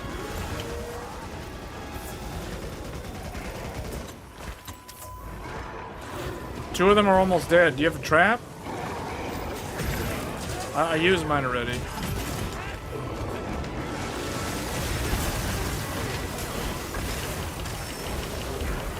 Oh man.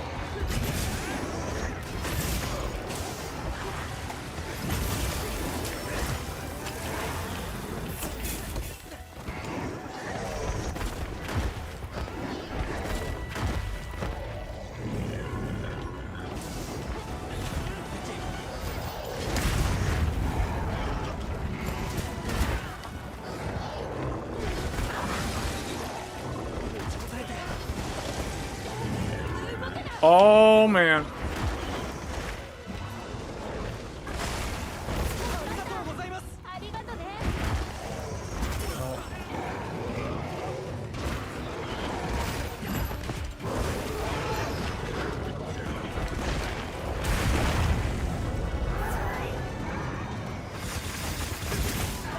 Alright, that one died finally.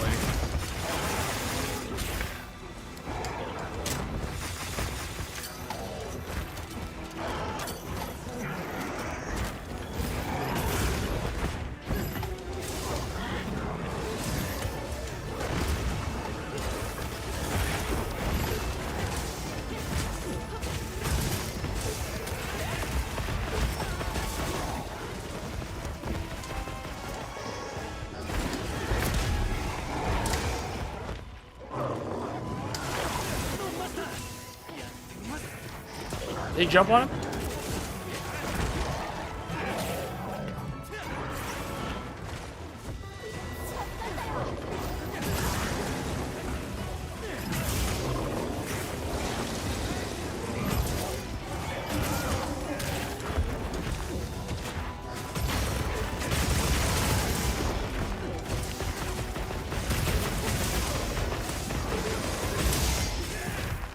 That one's dead. Alright, only the middle guy.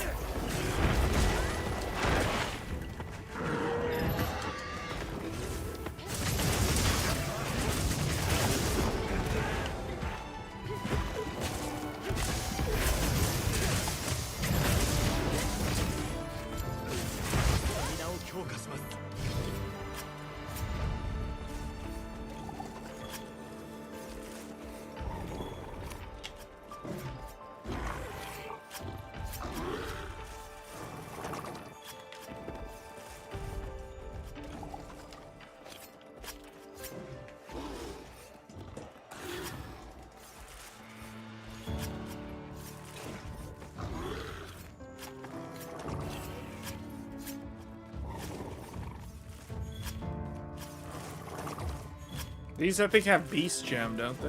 There's a chance to get Beast Gem.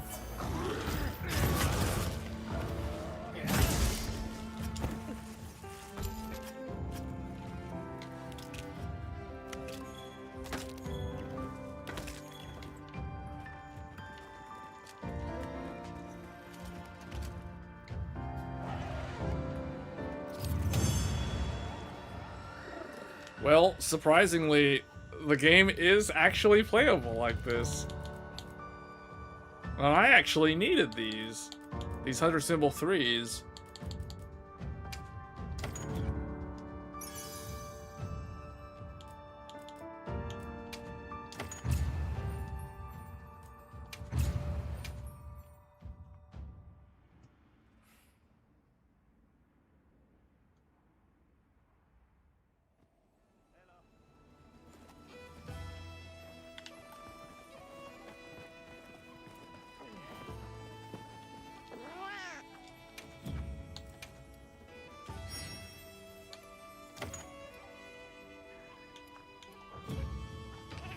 So next year this game is getting the big, I guess they're going to call it Master Rank.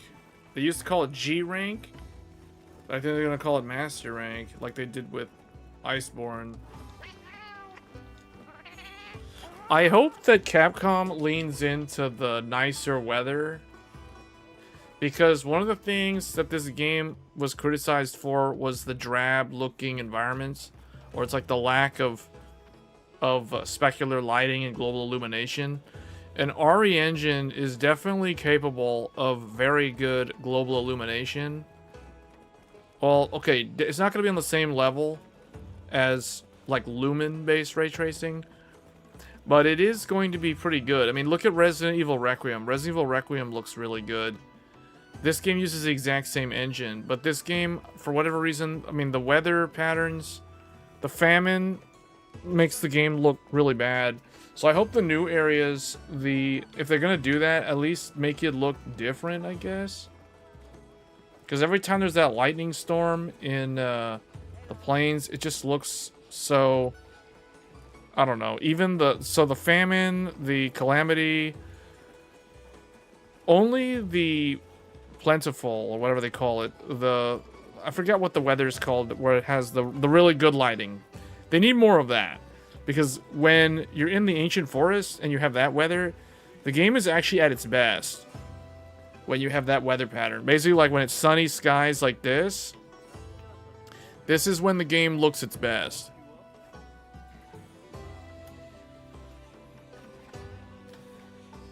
Alright, well, that's kind of what I wanted to do.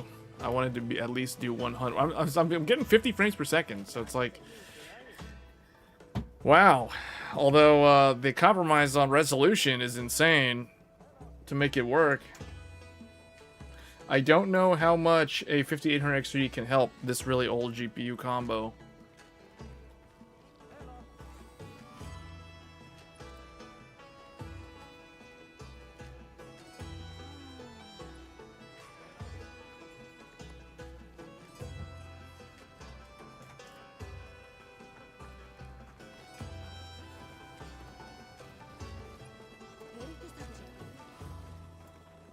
I want to try something here. I want to do 1440p. Now what happens? Wait a minute. I'm at 1440p and I'm still getting like 48 FPS. Wait a minute. That can't be right. That would indicate that we're CPU bound the whole time. I mean, the frame rate's a little bit lower. It was 50, now it's 46.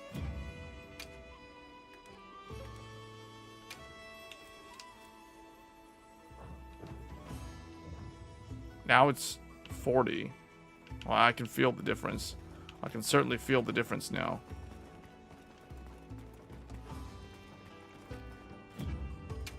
Hmm.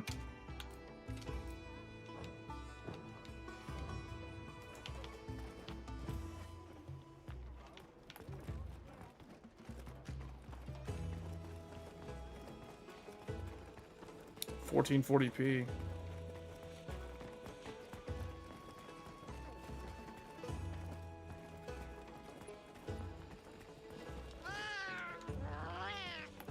Oh, I need to go talk to this guy.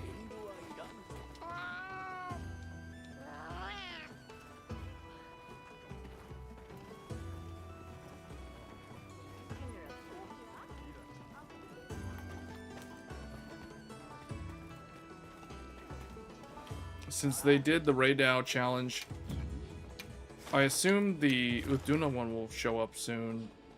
Sometime. Probably in a month from now, if I had to guess. We'll see the Uthduna.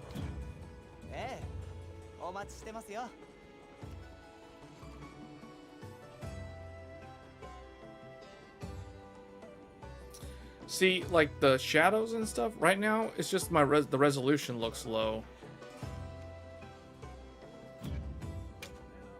But if we bring this up to native 1440.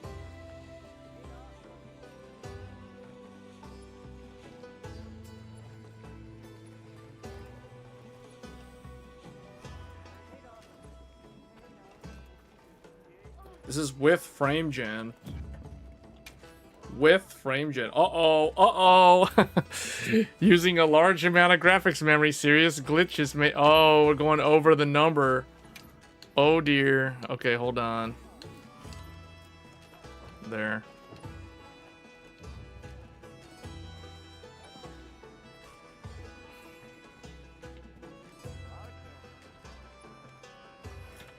Alright, well, I guess that does it for this final. We may do one more look at the 1080, but I can't really do much with this GPU combo anymore because this is currently my most powerful CPU that can do SLI. Like I can't showcase SLI on any DDR5 motherboard because I don't have a DDR5 motherboard that supports SLI. Otherwise, we would have started with, you know, the 9950X 3D2, like from the very beginning. But this is as good as it's gonna get in terms of what I have available to leverage multi-GPU, dual GPU scaling, or dual GPU setups.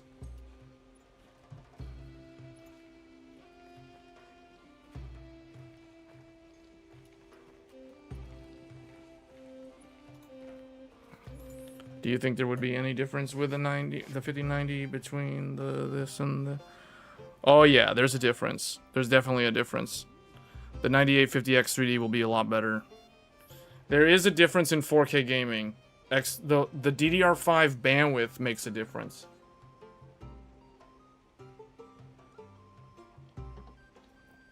All right, Chief. Well, thanks for helping out there for that SLI demo. It's actually able to do a hunt in Monster Hunter with this old 10-year-old graphics card SLI setup. But yes, there is definitely a difference. That's why I wish I had a DDR5 motherboard that had SLI.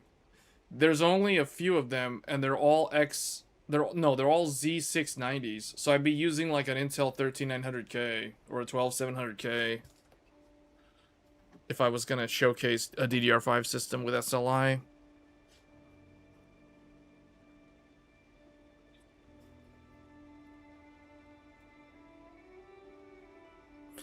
You can, to answer your second point, you can do 5090 with a DDR4 system. You are going to be bottlenecked, though. You're going to be bottlenecked in another way. The fact that you can't use PCI Gen 5.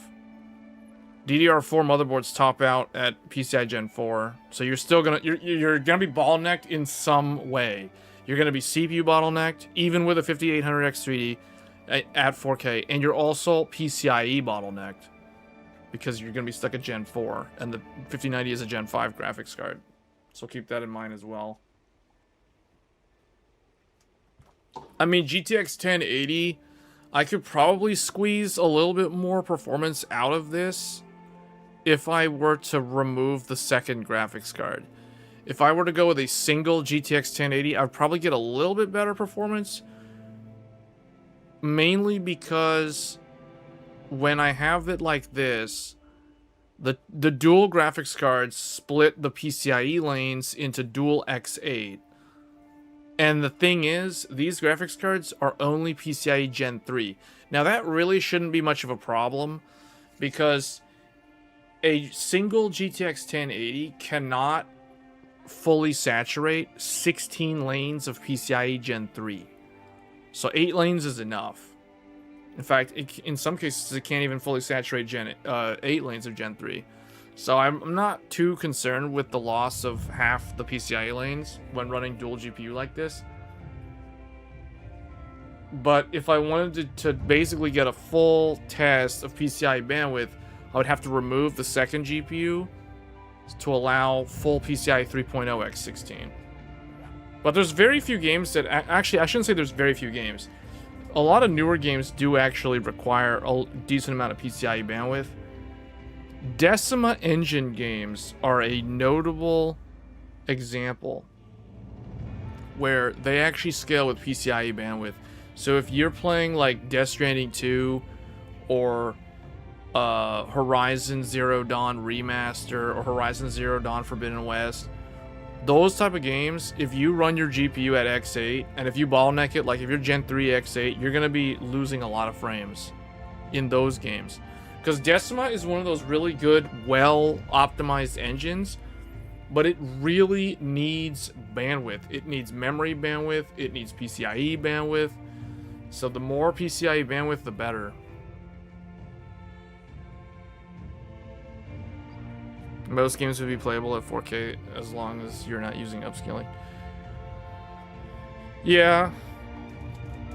But the 5090 will still do better with... It'll be playable, but it'll still do better with a DDR5 computer.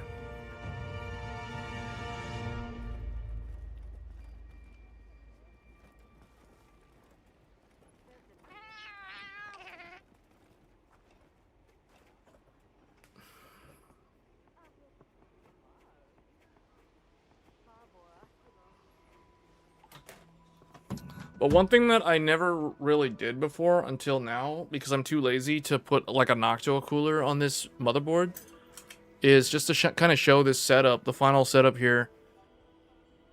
I'm using the AMD Wraith Prism with, this is a AMD stock cooler. Now the CPU is the 5800X. The 5800X did not come with a stock cooler. AMD expects you to use your own cooler. But for my own testing, the 5800X runs fine with a Wraith Prism. This Wraith Prism came with my 3800X. The previous Zen 2 based gaming CPU, 3800X, did include this Wraith Prism. So I just kept it around, just put it on the 5800X, and it works.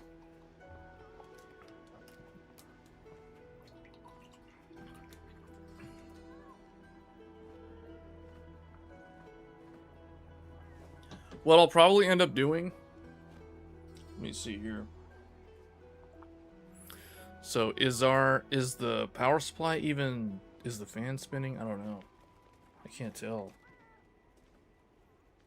Yeah, look, the power supply fan, the HX 1200 is up top. It's mounted at the top of the case.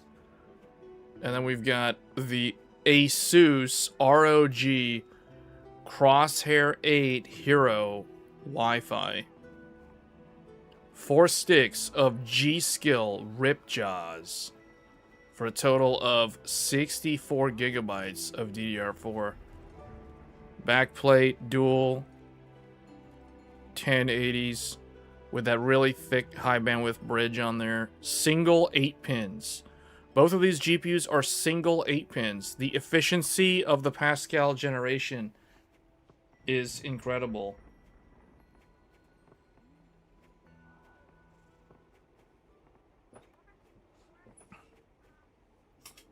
Also, another way you can tell that the SLI bridge is working is it lights up. It has a light on the bridge. That's really cool. Most SLI bridges don't have lights. But this is the high bandwidth bridge that was specifically designed to go with the 1080 Founders Edition.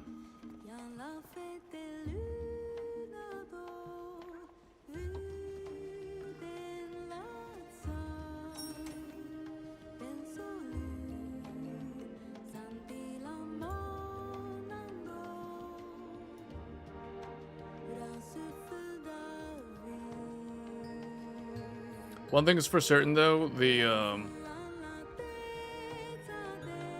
game is extremely CPU demanding. You can see it there. How much CPU it's using. Look at that. It's using a lot of CPU. This is why I feel like 8 cores is just barely making it in this day and age. We really need more than 8 core CPU. This is the reason why I go with 16 core CPUs personally. Like on laptops, I go with 8 core, or no, on laptops I go with 12. Well, 8 core on laptops is still good. But on a laptop, I do 12 cores typically. And on desktop, I do 16 or more, 16 to 24. Just because of this, like, there's so much CPU demand.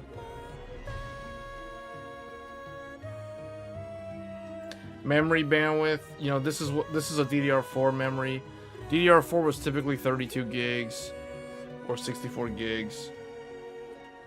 At the end of the DDR4 lifespan, I've seen some people running 128, but that's really rare. It definitely wasn't the norm. By the time you could do 128 DDR4 on 4 sticks, that was when DDR5 was already, like, on the market. Although DDR5 was very expensive at the time. What is the estimated resale value of this? Because I have no idea. I don't pay attention to resale value because I never sell my hardware. 10950X3D 24 let's go.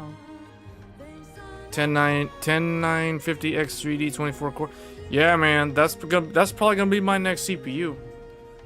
Yeah, that's probably gonna be it.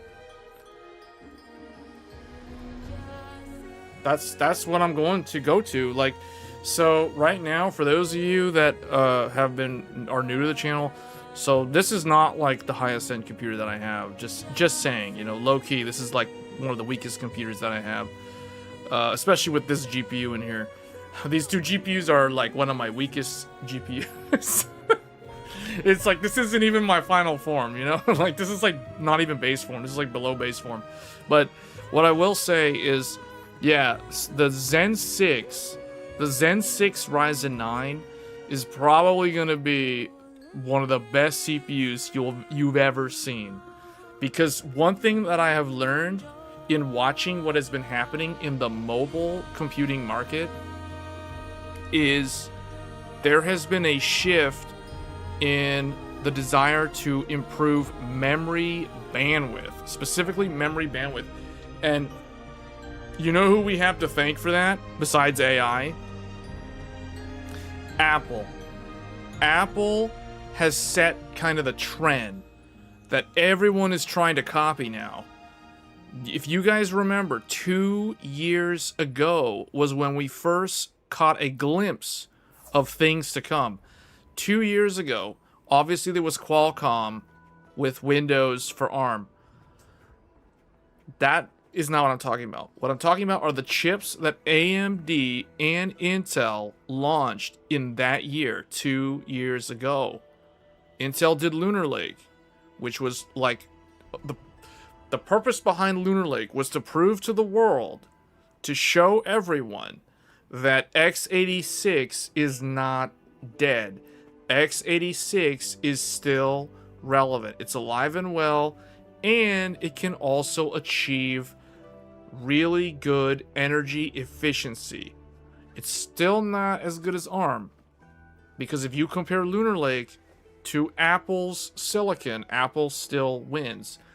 But in terms of what they set out to do, they achieved their goal of proving that x86 could get good battery life and be very energy efficient. AMD took a different approach. AMD put out, so 2 years ago they would have put out Strix Point, which I still believe they launched like 6 months early. I strongly believe Strix Point was meant to be a 2025 product, but they put it out there because they wanted to they wanted to rein in on Qualcomm's parade, because they didn't want Qualcomm just reign supreme, uncontested, and Lunar Lake was delayed till the fall. So AMD's like, just throw Strix Point out there, show what we got, you know, it's good. And Strix Point was very impressive because Strix Point, a lot of people forget, Strix Point was the first CPU from AMD that proved to the world that you could do 12 cores on a single CCD. All these people talking about Zen 6 and 12 cores per CCD. Dude, that isn't even new. AMD had that on Zen 5 in the laptops since 2 years ago. So it's already been a thing. And then you fast forward to the beginning of 2025, they announced Strix Halo. Strix Halo, to this day, is still one of the most impressive things I have ever witnessed as a PC enthusiast, because Strix Halo proves to the world that someone, in this case AMD, can design a chip that's x86 and is very energy efficient, but also very performant. So it's dynamic range in terms of burst performance versus standby, idle power consumption. It is really, really impressive in that regard. So this is the reason why all these influencers like Linus from Linus Tech Tips, what do you think his daily driver laptop is? He uses a Strix Halo laptop from ASUS. That's his daily driver. He's not using the tablet thing. He's not using that weird convertible. He's using that rugged, it's like a ProArt laptop. It's like some kind of Asus ProArt with Strix Halo inside.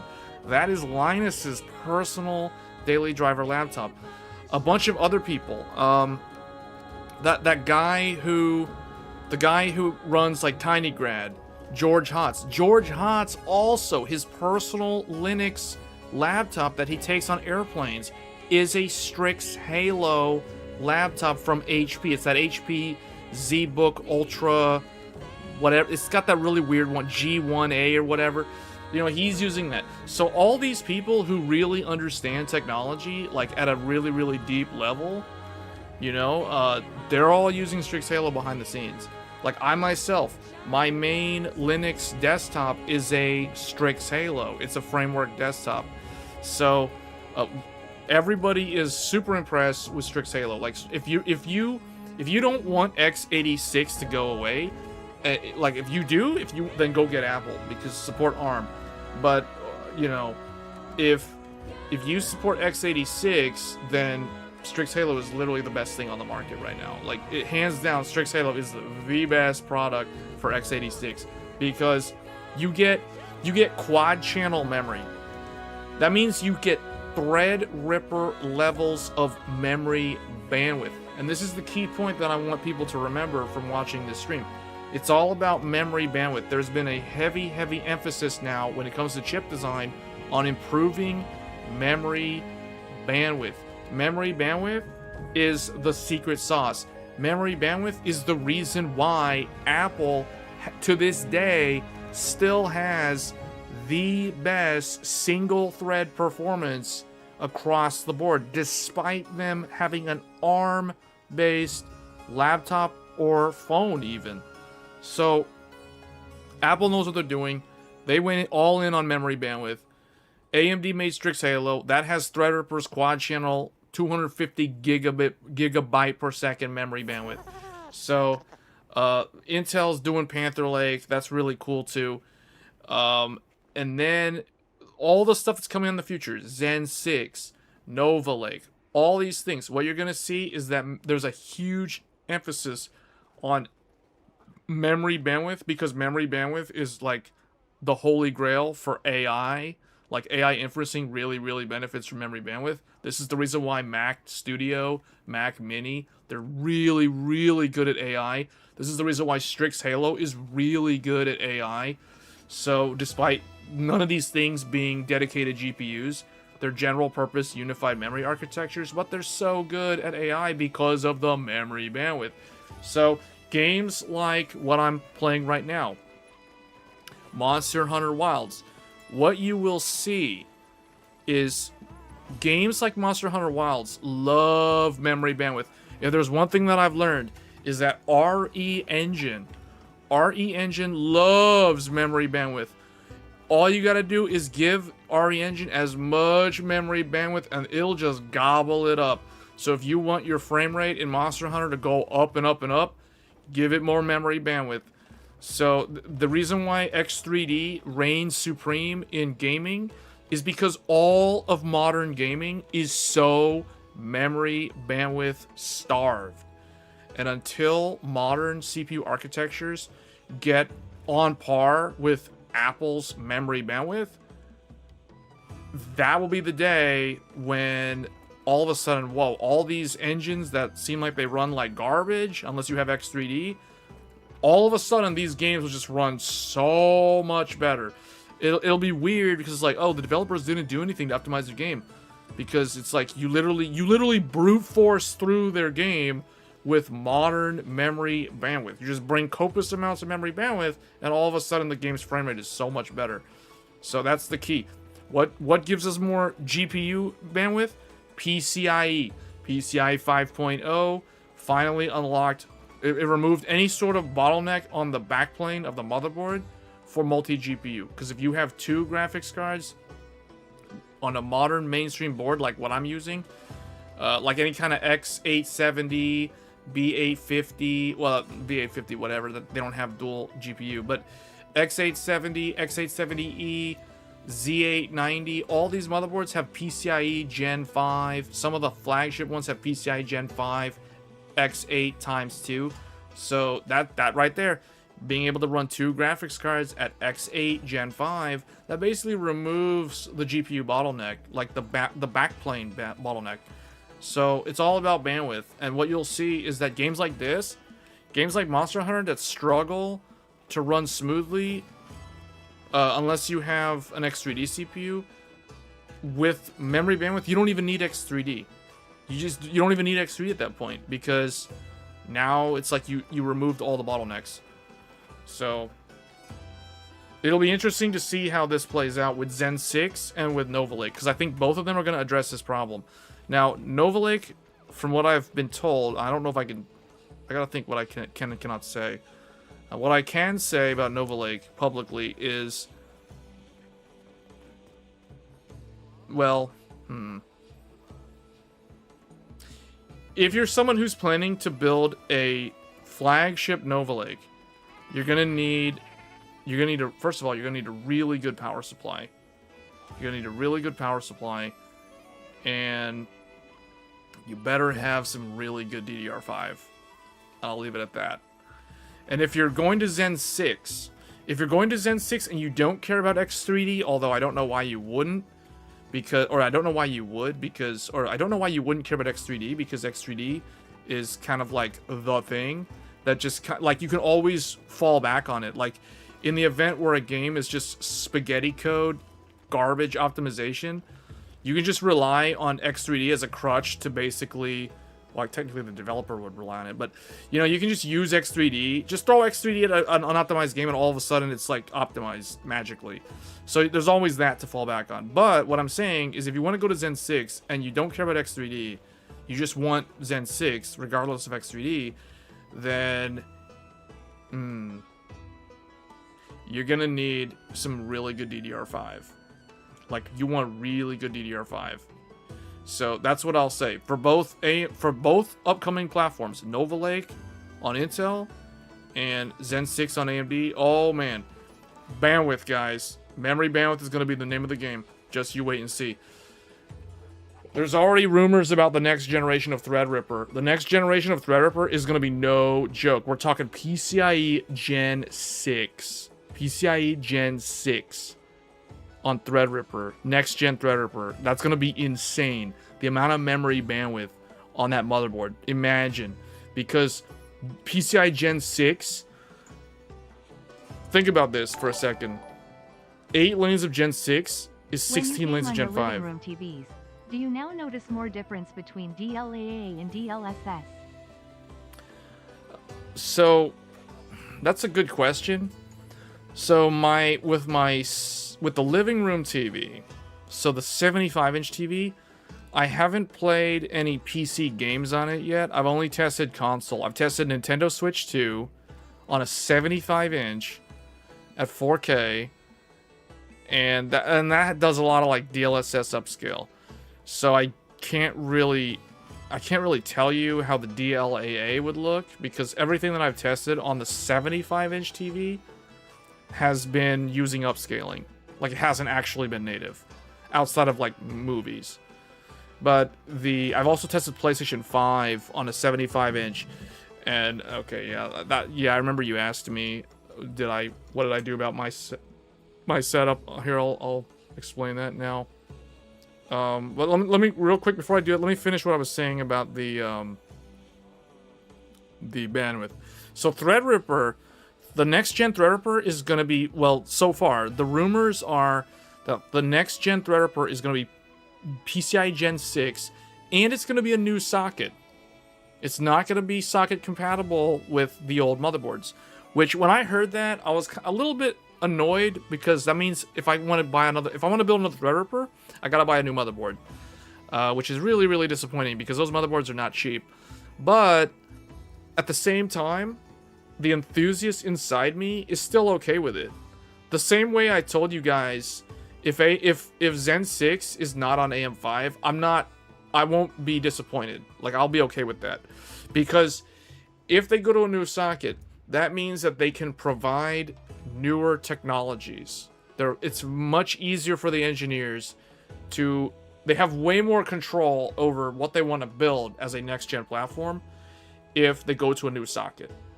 If they have to maintain backwards compatibility with an existing socket, then now you're putting constraints on them. You're basically like forcing them to work with what they have to an extent with the socket. So that can kind of limit the innovation to an extent. So that's the reason why I am kind of like, it's okay if it's on AM5, but if it's not on AM5, I'm also okay with that. But Threadripper, from what I understand, Threadripper is going to be on a new socket. So the existing motherboards, like the one that I have, that won't work with the new Threadripper, is going to be PCIe Gen 6. It's going to have like way more memory bandwidth, because they're bringing over the new I/O die, which means it's going to have all these new memory controllers. And yeah, it means that it's going to be an insane platform. But that's more based off of a server-based architecture. So it's kind of, you expect it to be like super, super overkill for most normal users. But okay, so now going to the TV stuff. Hopefully people understand that though. Like, if you're waiting for Zen 6, really right now, honestly, if you're waiting for Zen 6, there's not much you can do, because memory is so expensive, we don't know what's going to happen. So if you don't already have DDR5, all I can tell you is save up money. Just save up money. Don't buy anything, save up money. Because, yeah. And then if you want to build an Intel Nova Lake system, especially an Intel flagship Nova Lake, the one thing that I will tell you to invest in now is probably a good power supply. And when I say a good power supply, I'm talking minimum 1200 or 1300 watts. Like, nothing less than that. If you want to go to like Nova Lake's like flagship, top of the line, the best of the best from Intel, you better have a 1300 watt power supply minimum. That's what, well, 1200 minimum. That's what, I'll leave it at that. We will get into that later. I cannot like disclose too many things, but all I will say is you better have a really good power supply if you want to go to Nova Lake, especially the flagship, specifically the flagship. Okay. So now about the TV. Distributed memory controllers, yeah. Well, where is... Okay. Oh boy, it's gigantic. Hey, what happened? Okay. Oh wait, why is it... What happened? Okay. So let's do this. That depends on what sort of core count you're going to. So I'll answer that real quick because that's an easy question. So if you want a 12 core, if you're looking for a 12 core, you need to have 12 times 4. So what is 12 times 4? 48 GB. You must have a minimum. This is minimum spec. If you want a 12 core AMD, you gotta get 48 gigs minimum. So yeah, if you want a 24 core, if you want, like me and Super Googly, we're going to 24 core. We're going to the 24 core flagship Ryzen 9. So we're both upgrading from 9950 X3D to whatever the 24 core Ryzen 9, whatever that one is with X3D. So this is 24 times 4. 96. We need to have 96 gigs minimum. Some people don't understand the reason why the 285K performs so garbage is because they don't have enough RAM. That's actually the reason. Because when I tested my 285K is basically the same performance as my 9950X, and yeah, and that's actually faster than 1300K.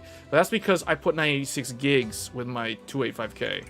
So anyway, these are the numbers, guys. These are the numbers.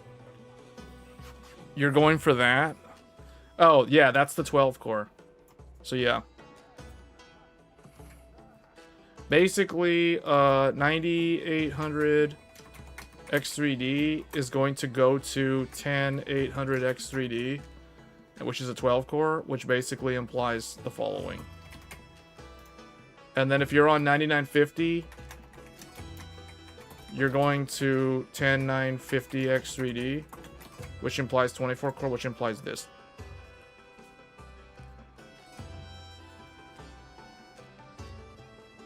How much RAM to get for Nova Lake? So Nova Lake is what? What was it again? 16 plus 32. Nova Lake is really weird. It's because it's 16 plus 32. So, okay, plus 4. This, ignore this. So it's actually 48. So this becomes... This equals 48. So that 48 core. So 48 core. Oh, but it's mixed. It's mixed. So you cannot do the exact. So for each P core, so it will be, the math is going to be 16 times 4 plus 32 times 2, I think. 16 times 4 is 64. So this is 64 plus 64 equals 128. Is that right? Is that correct, guys? Yeah, that's right. You need 128 gigs minimum for the flagship Nova Lake. Is that right? No, that's not true. Because I came up with... Oh, no. Hold on. It's 64 plus 32. I did the math wrong. Yeah, I did it wrong. Okay, it's 16 times 4 plus 32 times 1. It's not 32 times 2, it's 31 times... It's 32 times 1 equals 96 GB. It's basically the same number, 96 GB. I mean, you can do 128. So basically, the difference is if you love E-cores, you can go to 128. If you don't care about E-cores, you go to 96. So I would say 96 minimum. It basically ends up being the exact same thing as AMD. It basically ends up being the same as AMD. Basically, the rule is for every P core,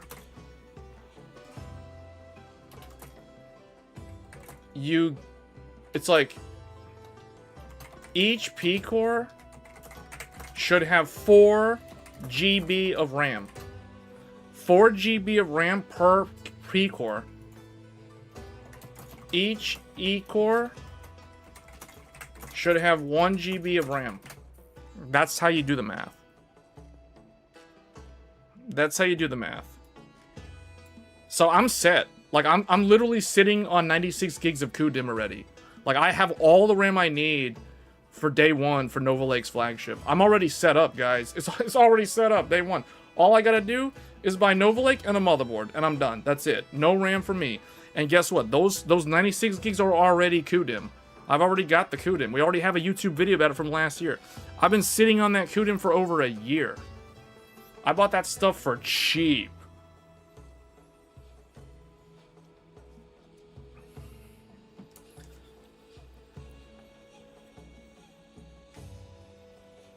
So yeah, 96 gigs.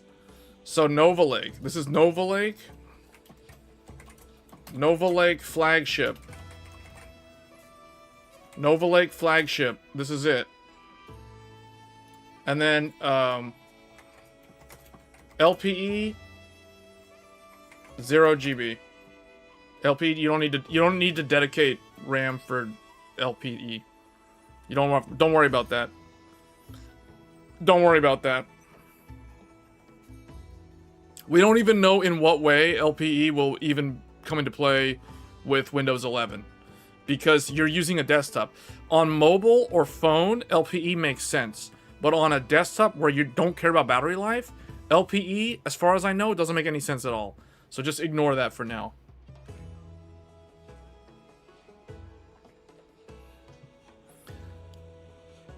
Basically, I'm treating the Intel Nova Lake as a 48 core. Basically, it's going to be equal to AMD. It's going to have a slight thread advantage over AMD, but it's basically going to be the same. Because this is a 24 core. This is 24 core 48 thread. Basically, is going to be 24 core 48 thread. Nova Lake is going to be 16 plus 32 plus 4 equals 48 thread. It's okay, it's 52 threads, but it's like, what do those LPEs actually do? Like, what does the OS do? You want your game to run on an LPE? I don't think so. So as far as I'm concerned, it's 48 thread. Realistically, it's 48 thread.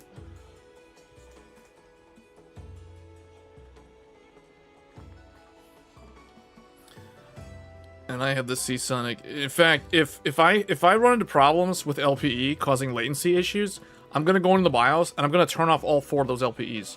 That's the exact same way I ran my 12700K for a year. 12700K caused certain games to randomly like crash because of the latency on the core difference in Windows 10. So what I do, I went into the BIOS, I shut off all the E-cores. So I ran my 12700K as an 8-core 16 thread. So I may go in the BIOS, turn off all 4 of those LPEs, so I end up with a 48 thread in Windows on the Nova Lake.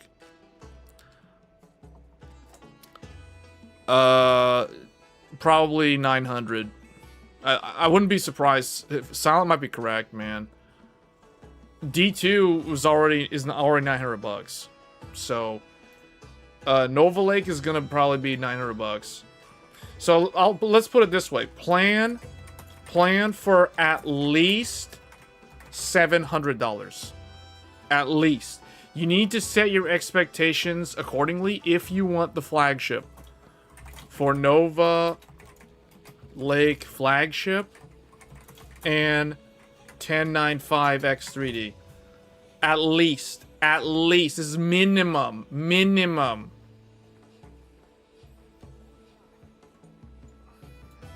At least. If you're expecting it to be less than 700 bucks, you have unacceptable expectations and you're going to be disappointed.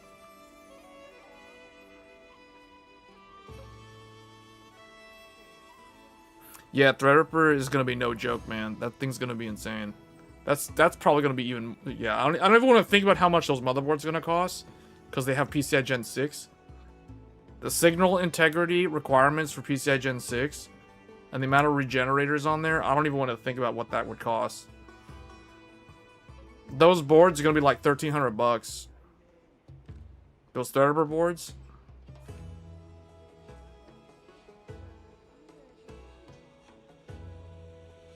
Yeah, those Ryzens with the X3D, man. Plan on 700 or more. Plan on 700 or more. I'm not joking.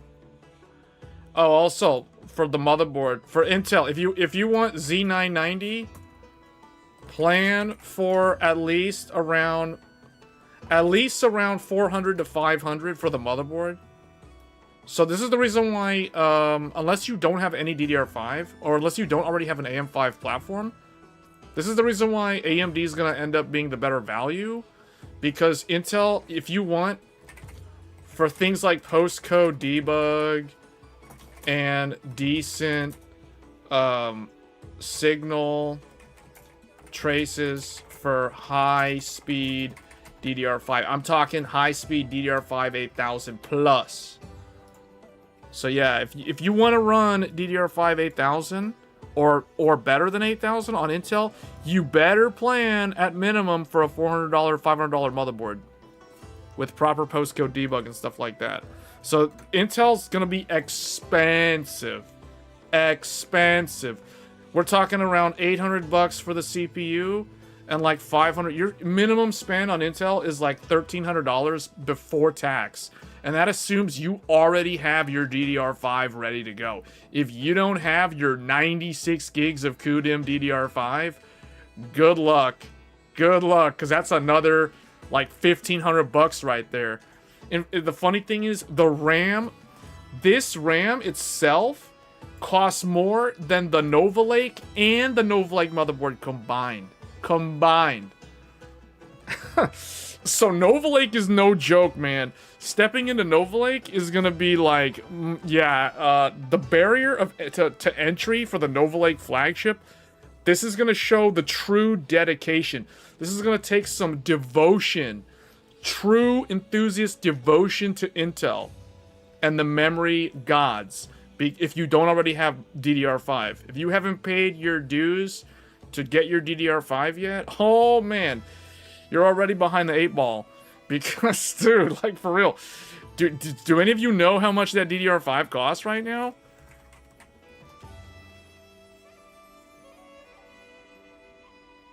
Let me see.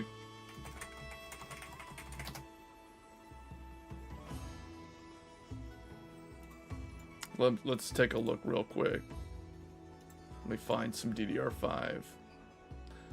Like, okay, I'm gonna tell you, like, if I had to buy RAM right now for Intel, for Nova Lake, let me see.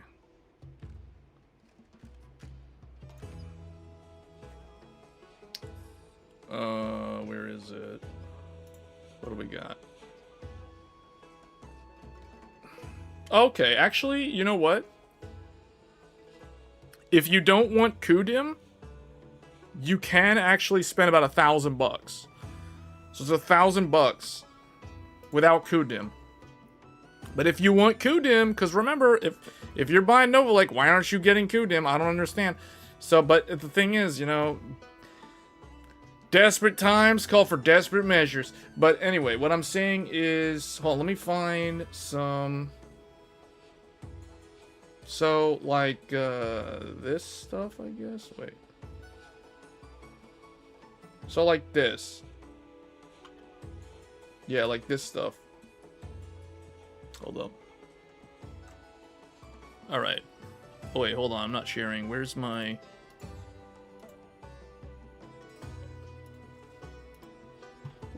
I haven't forgotten about Super Googly's thing. I'm going to talk about the TV thing in a little bit, in a second here. So this is what I would recommend, like something like this, because this is CUDIM, DDR5 8400, DDR5 8400 CL40, 1.4 volts. So you need active cooling. So first of all, you need active cooling for the RAM. Second of all, the RAM. This is only half of the RAM. This is only half of the RAM. You have to buy 2 of these. 2 of these. That's $2,000 on DDR5 just for Nova Lake.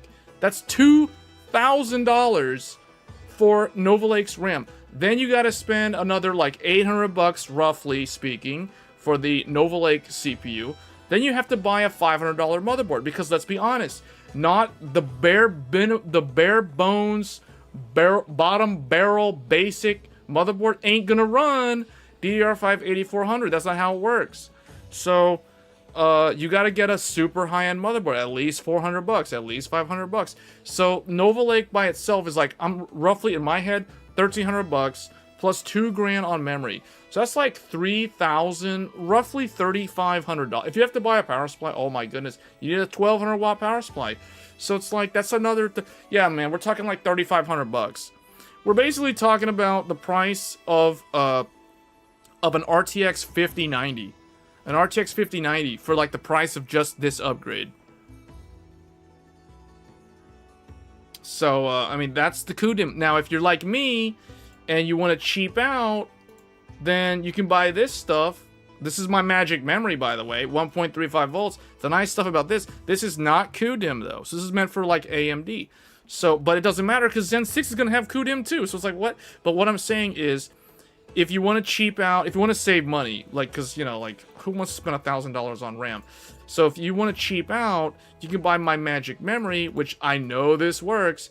So this is 1.35. So the nice thing about the magic memory, you don't need active cooling. It's like half the price. You still got to buy 2 of them, so it's still $1,000. But there's your 96 gigs right there. So that's how I would do it. That's how I would do it if I had to buy DDR5 today. Like, this is the sort of stuff that I'd be looking at getting. So based off, because this one kit, quantity 2 of this kit, so 4 sticks, this basically, like, this memory kit works for both Nova Lake and Zen 6. Now, the weird thing is, I don't know. So one thing that hasn't been talked about, so maybe, hold on a second, I just thought of something. So one thing that hasn't been talked about is, will these new motherboards allow for the memory controller to handle 4 sticks at 8000? Because currently, nothing that exists today, except Threadripper, can handle 4 sticks at DDR5 8000. You can handle 2 sticks at DDR5 8000, but not 4 sticks. So now I'm trying to rethink because, oh, okay, even though that's the case, without knowing anything, I would rather still have this.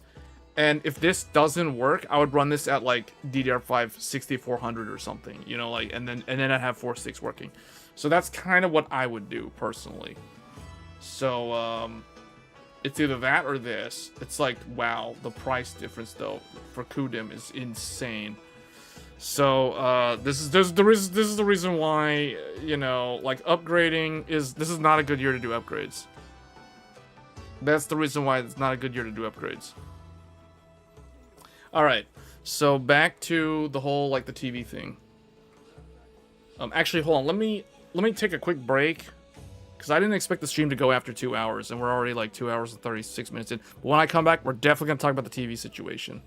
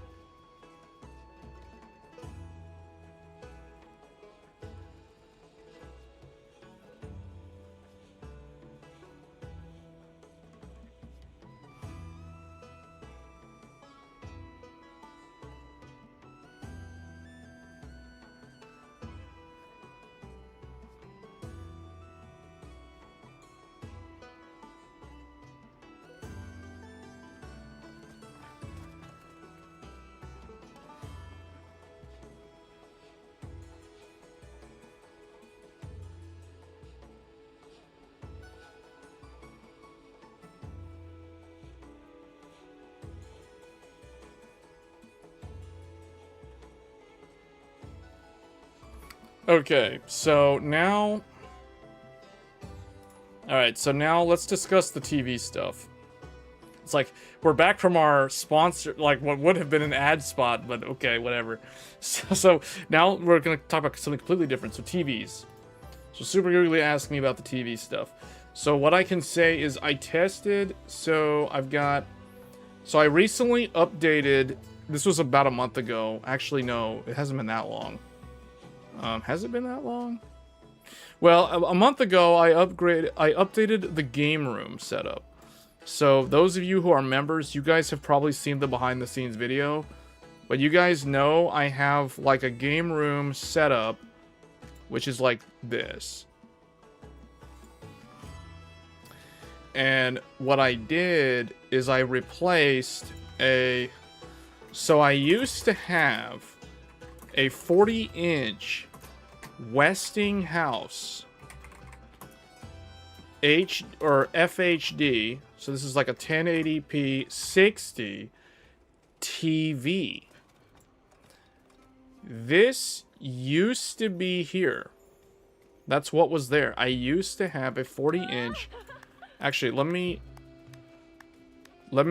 go ahead and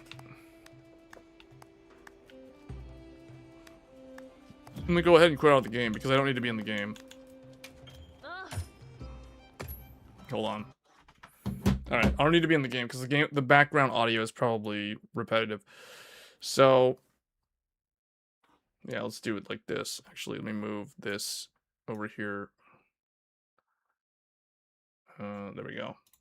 Okay. Okay. Alright, so I used to have a 40-inch Westinghouse. So I replaced that with now I have a 48-inch Sony BRAVIA A90K. This is a OLED TV. That's what I have here now. And in addition to that, I also added a soundbar. I've never had a soundbar before. I added a soundbar, like right here.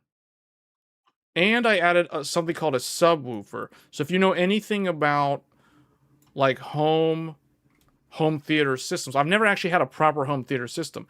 What I had before was just the TV. And if I wanted to improve the audio, I actually have a old shelf system, like a 2.1 shelf system that I used to use occasionally. I could turn it on, it would work with the TV, because the old Westinghouse had a 3.5 millimeter audio jack, and I would just run the audio cable from that into the AV receiver from the shelf system, and that's what I would use.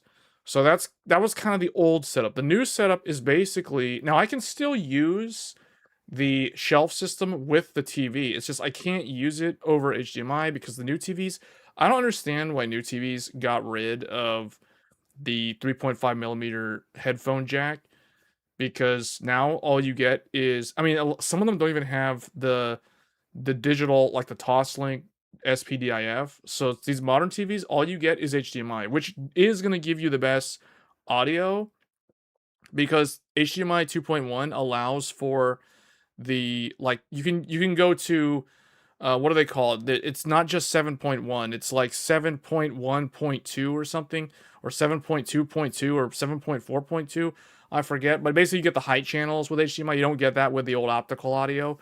So it's like, yeah, someone was telling me, oh, you should run like an AVR, and I'm like, I'm not gonna get an AVR. But anyway, this is kind of the setup. So one of the things, actually, let's remove these two speakers. I mean, they're still physically there, but right now the PS5 Pro is here. The PS5 Pro is here. Actually, hold on. There is a computer tower here. There's actually a physical desktop computer right here. So those of you who are members of the channel, you guys have already seen this behind the scenes footage, so you guys know what all this stuff looks like. So we've got a subwoofer, We have a sound bar. We have a 48-inch OLED, Sony BRAVIA A90K. Why did I get the Sony BRAVIA A90K, even though it's not the latest and greatest OLED? First of all, I didn't want to spend a ton of money on an OLED, a TV OLED. So I went with last gen OLED, WOLED, instead of QD OLED.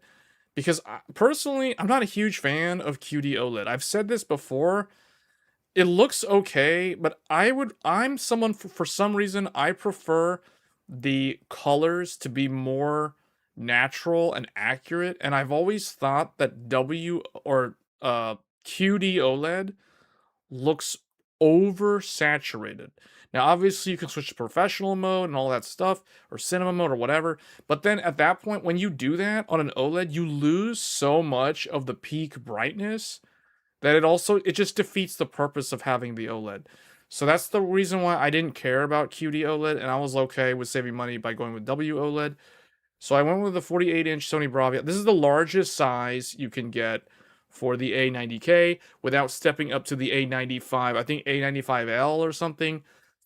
But the A90K is part of Sony's Master series, which means that it is factory calibrated for professional like video editing and stuff like that. So if you wanted to use this as a computer monitor for editing film, or more accurately, what people do in industry is they would use a display like this to double check their work to see how it actually looks on a consumer device that is factory calibrated, so that they know that it looks picture accurate.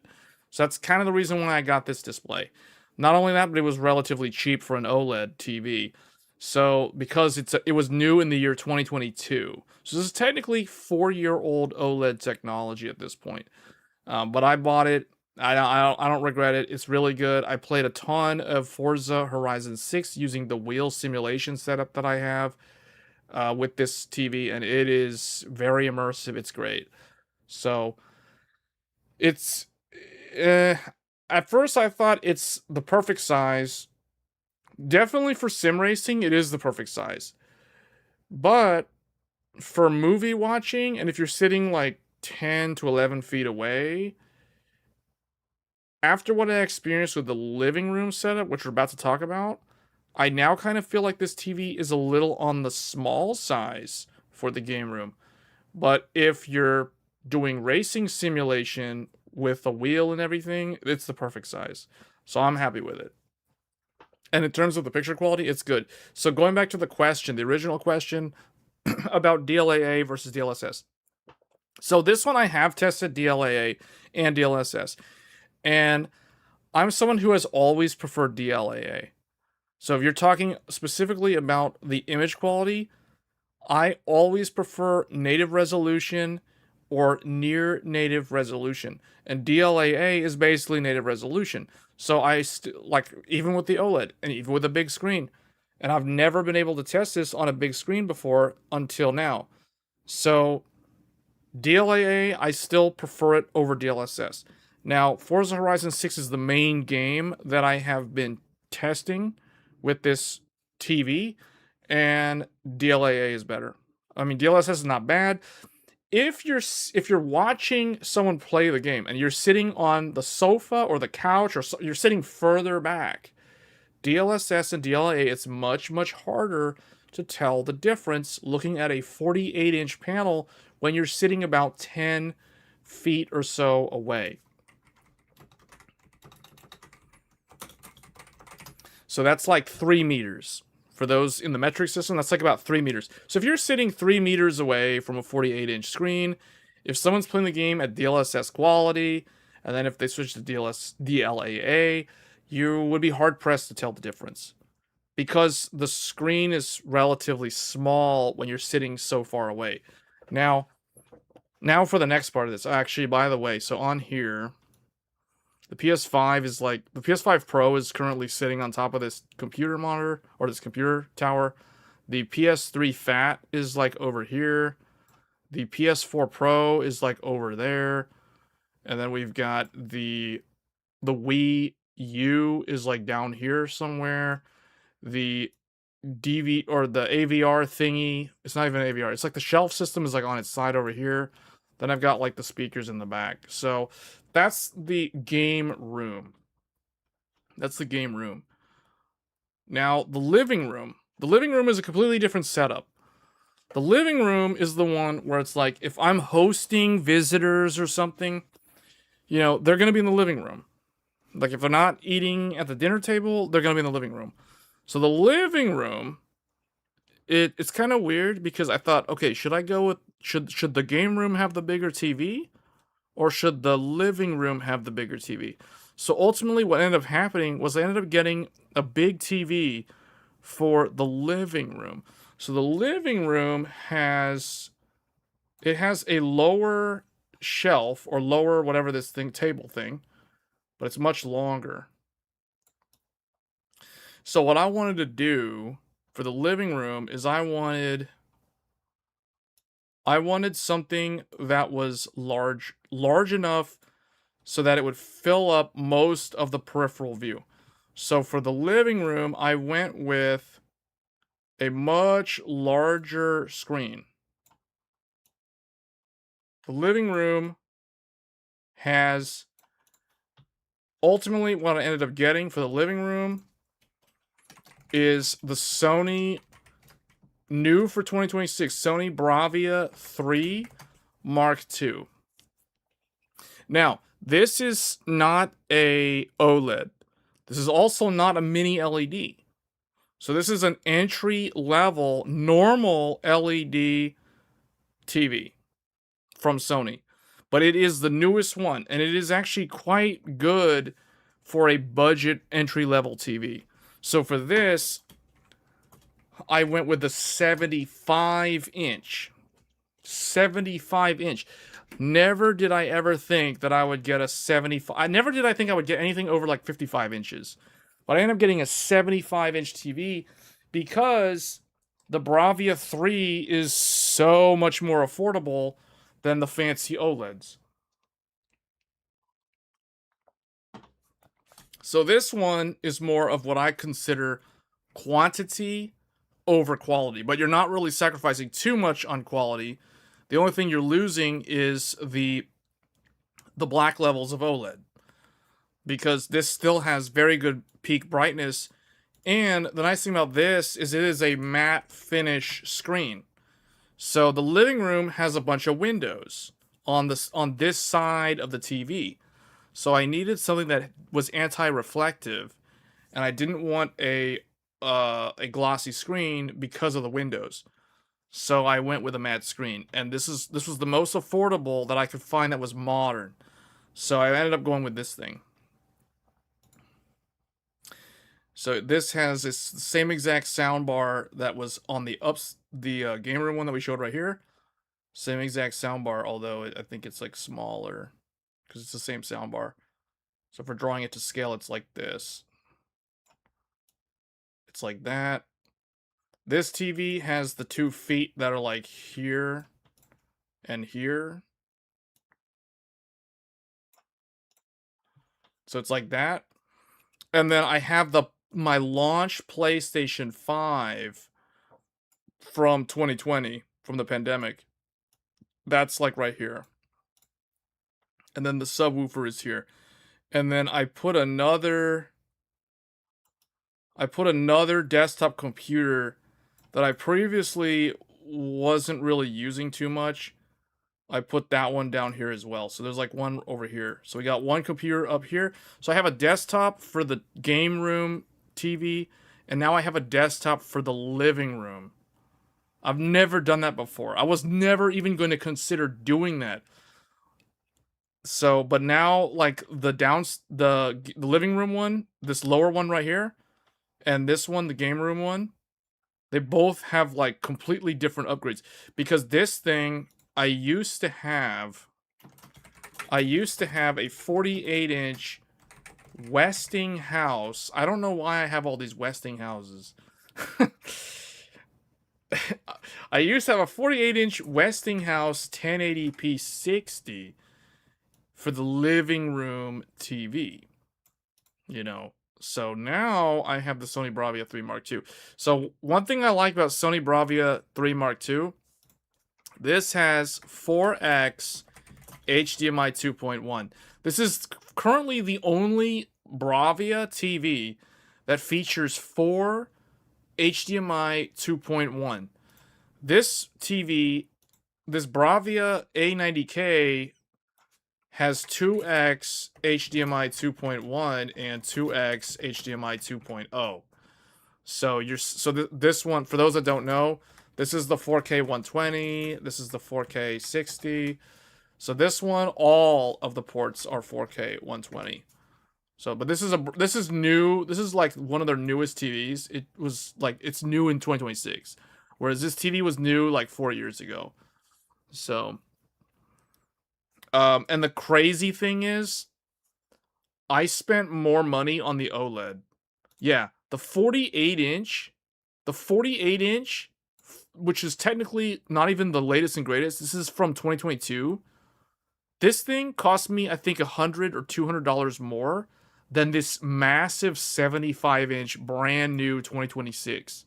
So, if you're into OLED, man, OLED is expensive. So, my goal with this was quality over quantity. This one, complete opposite, man. Quantity over quality. Go cheapy cheap. We got LAN connect. I had to upgrade everything over here though. Like, I had to. So the old Westinghouse used to use this Roku dongle thing that someone gave me. It was like $20 at a Best Buy. Man, I had to put a network switch down here. I have to run like Ethernet cables because I've got Ethernet cables everywhere. I got Ethernet into the console, Ethernet into the TV, Ethernet behind the TV into the computer, and then also over here is the Switch 2 docking station. The Switch 2 docking station is now in the living room, and I've got an Ethernet cable going to the Switch 2 docking station. Then we got Ethernet cable going backhaul through the wall. So, man, I had to upgrade all of this because I literally had to like hand create the wall cable outlet because it was set up for 100 meg. I had to like change it up so I could do 2.5 gig, but nothing here uses 2.5 gig. So I'm running a gigabit switch for the backhaul for all this stuff. So it's all 1 gig on all of this stuff. I could use it for Steam games. So I'll tell you the specs on these computers. So the gaming room PC features a Ryzen 7 9800X3D, ASRock X870E Nova motherboard, 48 GB DDR5 8000, and Radeon RX 9070 XT. This is the computer that is hooked up to the game room PC, or basically to that OLED TV. So those are the specs. The downstairs one is it's like an older computer. So this computer is like kind of old now, but it's not like super old or anything. It's still really good. So this one features an Intel Core i9-13900K with a Gigabyte or an Aorus, a Z790 Aorus Master, and we're using 96 GB DDR5 6400, I believe, and we have a Radeon RX 7900 XT. So that's what's in the computer downstairs. So that's what I've got for the two. So this is in the living room. So this one's hooked up to that 75-inch. This one's hooked up to that 48-inch OLED. And to answer the super googly, so I have not done any gaming with this TV on the computer. I just recently put this computer here. So, but I will be able to test that soon. But I have done a lot of gaming with this one, and I can tell you, man, DLAA is better. Native is better than the DLSS. Unless you're sitting, like, further back. I say that, now granted, I'm talking about, like, AMD FSR 4, because I'm using an AMD card, but it's the same thing. You know, it's like it's native AA using FSR4 versus FSR4 upscale.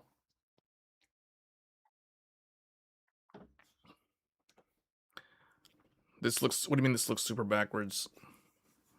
How does this look super backwards? This is like the perfect setup, man.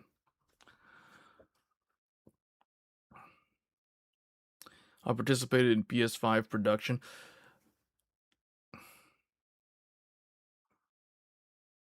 Production economics.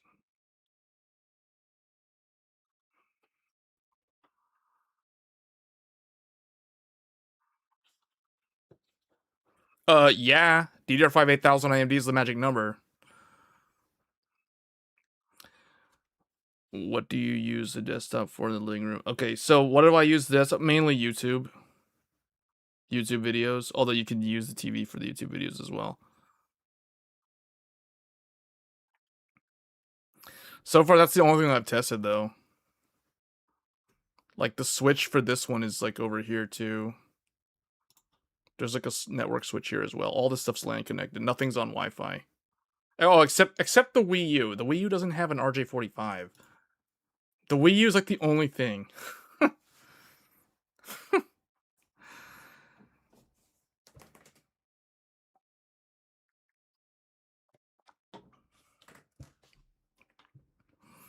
Yeah, this is, like, really... This is the gaming setup right here. This stuff right here. It's super good. You just use wireless mouse and keyboard? No, the only game that I've played on this computer is Forza Horizon 6, and I use the wheel. Yeah, DDR5 8000 is the magic number for AMD, actually. It's funny when I get that question, it tells me that you haven't done your research. I tested CUDIM on Zen 5. It does run with manual settings, but the performance is no better than DDR5. Well, that depends on what CPU. If your CPU doesn't have enough memory bandwidth scaling because you're already maxed out, for example, like you're not gonna get much of a benefit unless your CPU itself has a lot of memory bandwidth potential.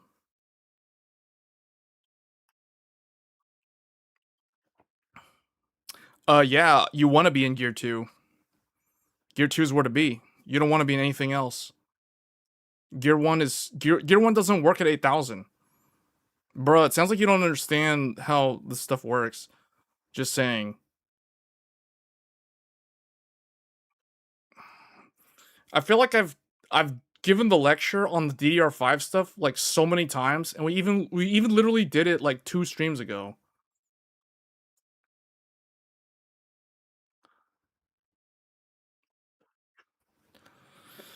Well, for what I paid, I think they're good deals. You know what I'm saying?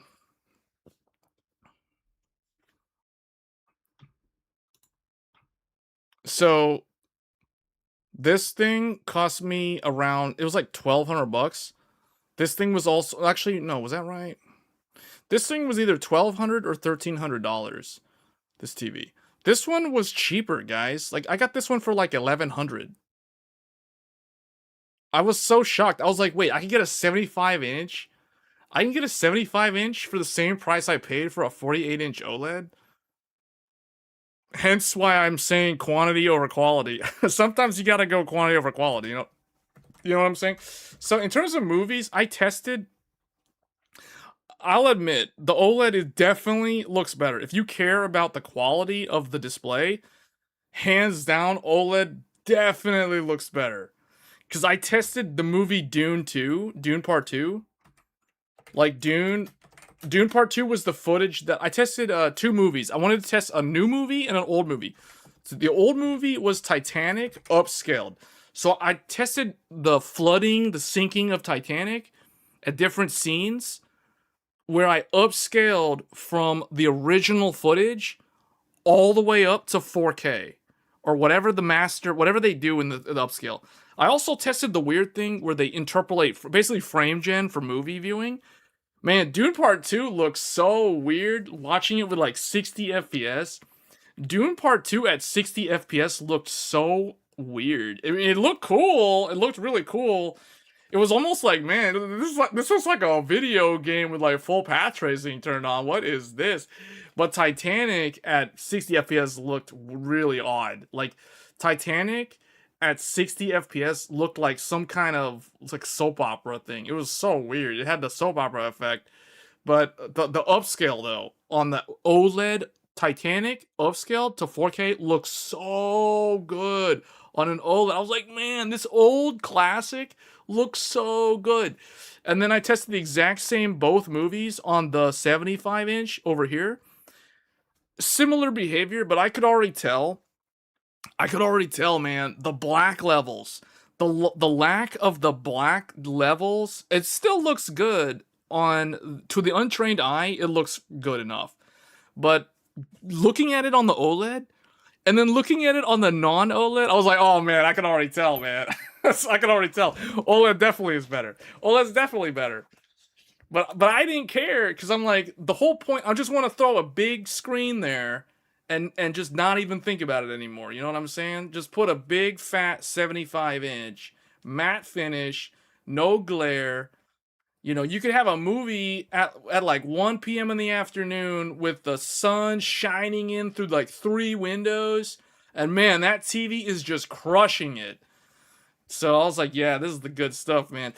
But I'll tell you guys, man, I don't know, like Sony Bravia, Sony Bravia, because I went to the Best Buy before I bought this TV, before I even bought the OLED. Like I looked at a bunch of Samsungs, I looked at a bunch of well, they didn't have a lot of TCLs. I looked at 2 TCLs. I looked at some LGs, a lot of LGs, because the LGs are like right next to the Sonys. So I looked at the LG, and then I look at the Sony. I look at the LG, I look at the Sony. Then I change the angle, then I go off angle. Then I'm like looking around, then I'm like looking down from above, I'm looking up, and I'm like, yeah, man, something about the Sony Bravia. There's something about the Sony colors. Their processing, their image processing just looks so good. So good.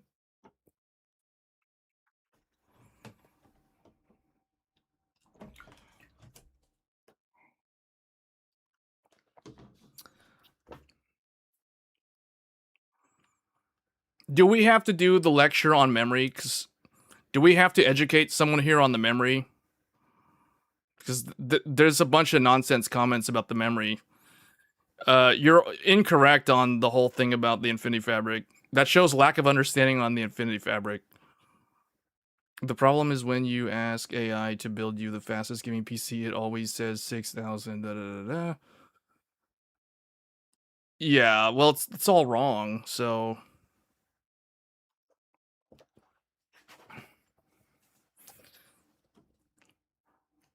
let me ask you this: have you, SK, dude, have you actually used these 2 memory specs that you're talking about? Do you have videos showing them? Or, okay, if you don't have videos, have you actually tested them? Have you tested both? Because you do realize you're talking to someone who has done all of this already, right?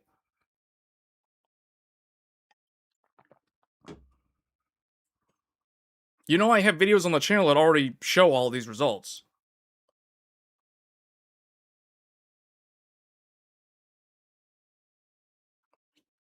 Anyway, so, yeah, it's been hilarious playing around with like OLED versus non-OLED recently, because the OLED, I've never been super into OLED, so I'm not like an OLED enthusiast. I like OLED for what it offers in terms of the picture quality, but at the same time, I'm not so enthusiastic about OLED that it's like, oh, I have to have the best OLED, you know? In fact, I actually would say I'm more enthusiastic about the alternatives to OLED that can achieve the either the same or near the same results of what OLED offers without some of those drawbacks. So the main weaknesses of OLED are peak brightness has always been a challenge for OLED. The other thing too is as OLED panels age, they slowly dim. Now, it's going to take years for this to happen, but it's similar to CCFL technology. If you're familiar with CCFLs from back in like the mid 2000s, before LEDs replaced CCFL technology in flat screen panels. So, OLEDs have some negative aspects to them that are not a problem when they're brand new. Besides, the lack of peak brightness can be a problem. Over time, there are problems that can crop up. Now, everyone's going to start talking about like burn-in. Burn-in is not what I'm concerned about. Burn-in is like the least of my concerns when it comes to OLED. Although it is something that needs to be acknowledged because it is something that can happen to OLED screens. But the thing about OLED that I see as negatives are the lack of peak brightness and the fact that as the OLED panel ages, it will slowly lose its peak brightness level. Because the OLED is just a thing of the technology, right? Organic LED. It's not going to be permanent forever in terms of its peak brightness. So that's kind of the thing. And then you look at mini LED as an alternative. Mini LED can get really close, but mini LED can also exceed OLED in terms of peak brightness level. And it's easier to achieve certain brightness levels with mini LED. The thing that I'm the most enthusiastic about when it comes to display technologies is actually the stuff that Sony showed off recently with their true RGB. So if I'm ever gonna look at upgrading one of these TVs in the future, I'll probably be looking at getting a true RGB once that technology starts maturing and it starts trickling down to lower price points. Because right now it's really expensive because it's brand new stuff. But if you guys go look at the BRAVIA 9 Mark II and the BRAVIA 7 Mark II, both of those displays, they offer true RGB. True RGB, I think, could be a game changer. Just because if you look at the history of things that Sony does, Sony has been the type of company in the past that introduces something so subtle, but then it can end up changing an industry in the long run. Best example I can give you is when they introduced the digital camera. Because back before that, everyone was using film cameras. You know, you remember how you had to take pictures with cameras and you had to go take them somewhere to get the pictures developed. After Sony introduced digital cameras, the whole world basically changed in the next like 10, 20 years. So I'm not saying that true RGB is going to basically make OLED go extinct or it'll eventually replace like traditional backlight technology for mini LED. I'm just saying that it could be something that could shape up the market for display technology in the long run. True RGB is just LED. Yeah, but the way it works is different. So the individual colors compared to a white backlight, to me, that's unique. And you have to actually see one in person to know. And when I was shopping for the BRAVIA 3, they didn't have a BRAVIA 9 on display. They had a BRAVIA 7 Mark II, which also is true RGB. But the BRAVIA 7 has a glossy screen, whereas the BRAVIA 9 has a matte finish screen.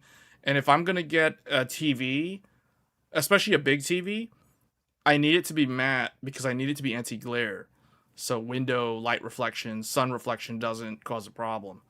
So I wasn't able to see the BRAVIA 9 in person, but I saw the BRAVIA 7 Mark II in person, and yeah, it's really good, but it's too expensive for me, so that's why I ended up getting the BRAVIA 3.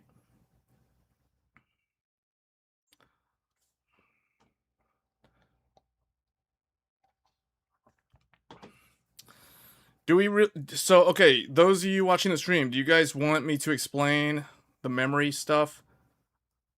I feel like we literally did this a week or two ago. Somebody asked a similar question.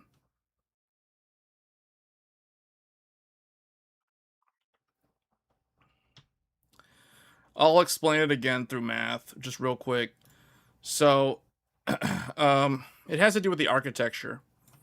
The reason why 8000 is the best is an architectural reason. So DDR5 8000 is the only memory speed that allows for natural latency reduction to occur with standard spec. With standard spec, which means without even doing anything. Like, without even doing anything, you automatically get the benefits. Like, it's so low effort that's why it's so appealing. Because the only thing that it requires, besides the expensive DDR5 8000 memory kit, which is literally no joke, because that's super expensive right now, we're talking like minimum $500 for like 48 gigs. But like the only thing it requires besides the memory kit is the motherboard. The motherboard has to be of high quality to allow for the signal integrity of DDR5 8000 to run successfully without errors over the motherboard. This is the reason why it's not achievable by every setup, because if you don't have a good motherboard that can handle the signal quality, like if it doesn't have good traces, it's not going to do it. So that's like step one. But the reason why it's beneficial is because it's the only one that has full synchronization. DDR5 8000 is the quote-unquote synchronized memory ratio, meaning it's the only one. It's the only one where it is actually synchronized. Nothing else is synchronized. There is an assumption with this statement, though. There is an assumption. Assumption is FCLK equals 2000 megahertz and should never be changed. This should never be anything other than 2000. I mean, it can be lower than 2000, but then that also defeats the purpose. So FCLK fabric needs to be 2 gigahertz. So if we're going to do the thing again, we're going to do the analogy with going to work. So this is a CPU. This is the IO die. This is the CCD. This is the other CCD. This is the memory controller. This is the memory stick. This is another memory stick. It doesn't really matter. There's 2 of them. So let's say you live in a memory in a DIMM, in like a memory, in a DRAM die. You live in a memory DRAM die, and we need to put some memory traces. Okay. So you live in, well, actually, we don't need to do that. We'll just draw it like this. We do bidirectional. So we need to go here. We need to go here. We need to go here. There is a block in here that I forgot to draw. And then we go here.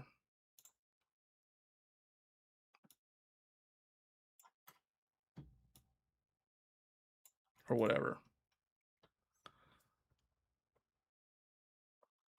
Okay. So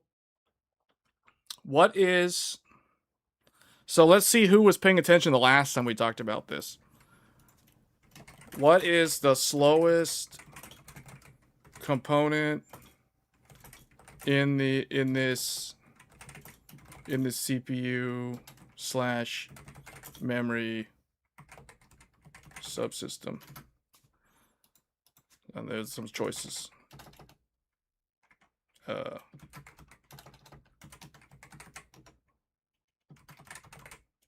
Let me put some names here.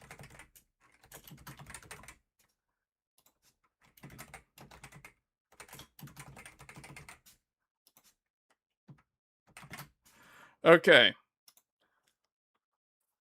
Basically, the poll is up. What is the slowest component in a CPU memory subsystem? What is the bottleneck? What is the bottleneck? Let's see who was paying attention last time. I noticed Mark's not here, and Mark knows the answer because he's the one who answered it last time.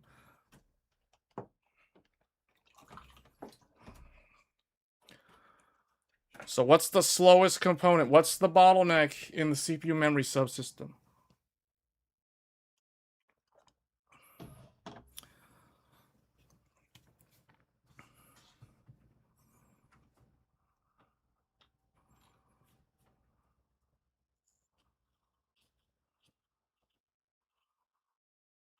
How many people? We got like 21 people watching and only 6 people voted.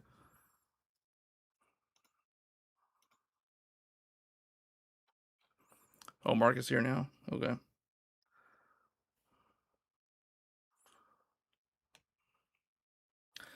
Alright, guys. Well, only 7 people voted. But if you remember the last... I feel like this is deja vu, and we literally had this discussion. And the funny thing is, I remember we were talking about TVs also. So I don't know why. I don't understand why I start talking about TVs, and we always end up talking about memory. Like, I don't understand why that happens. Okay, so I'm going to close the poll so people can't change their answers. Oh, someone else just voted.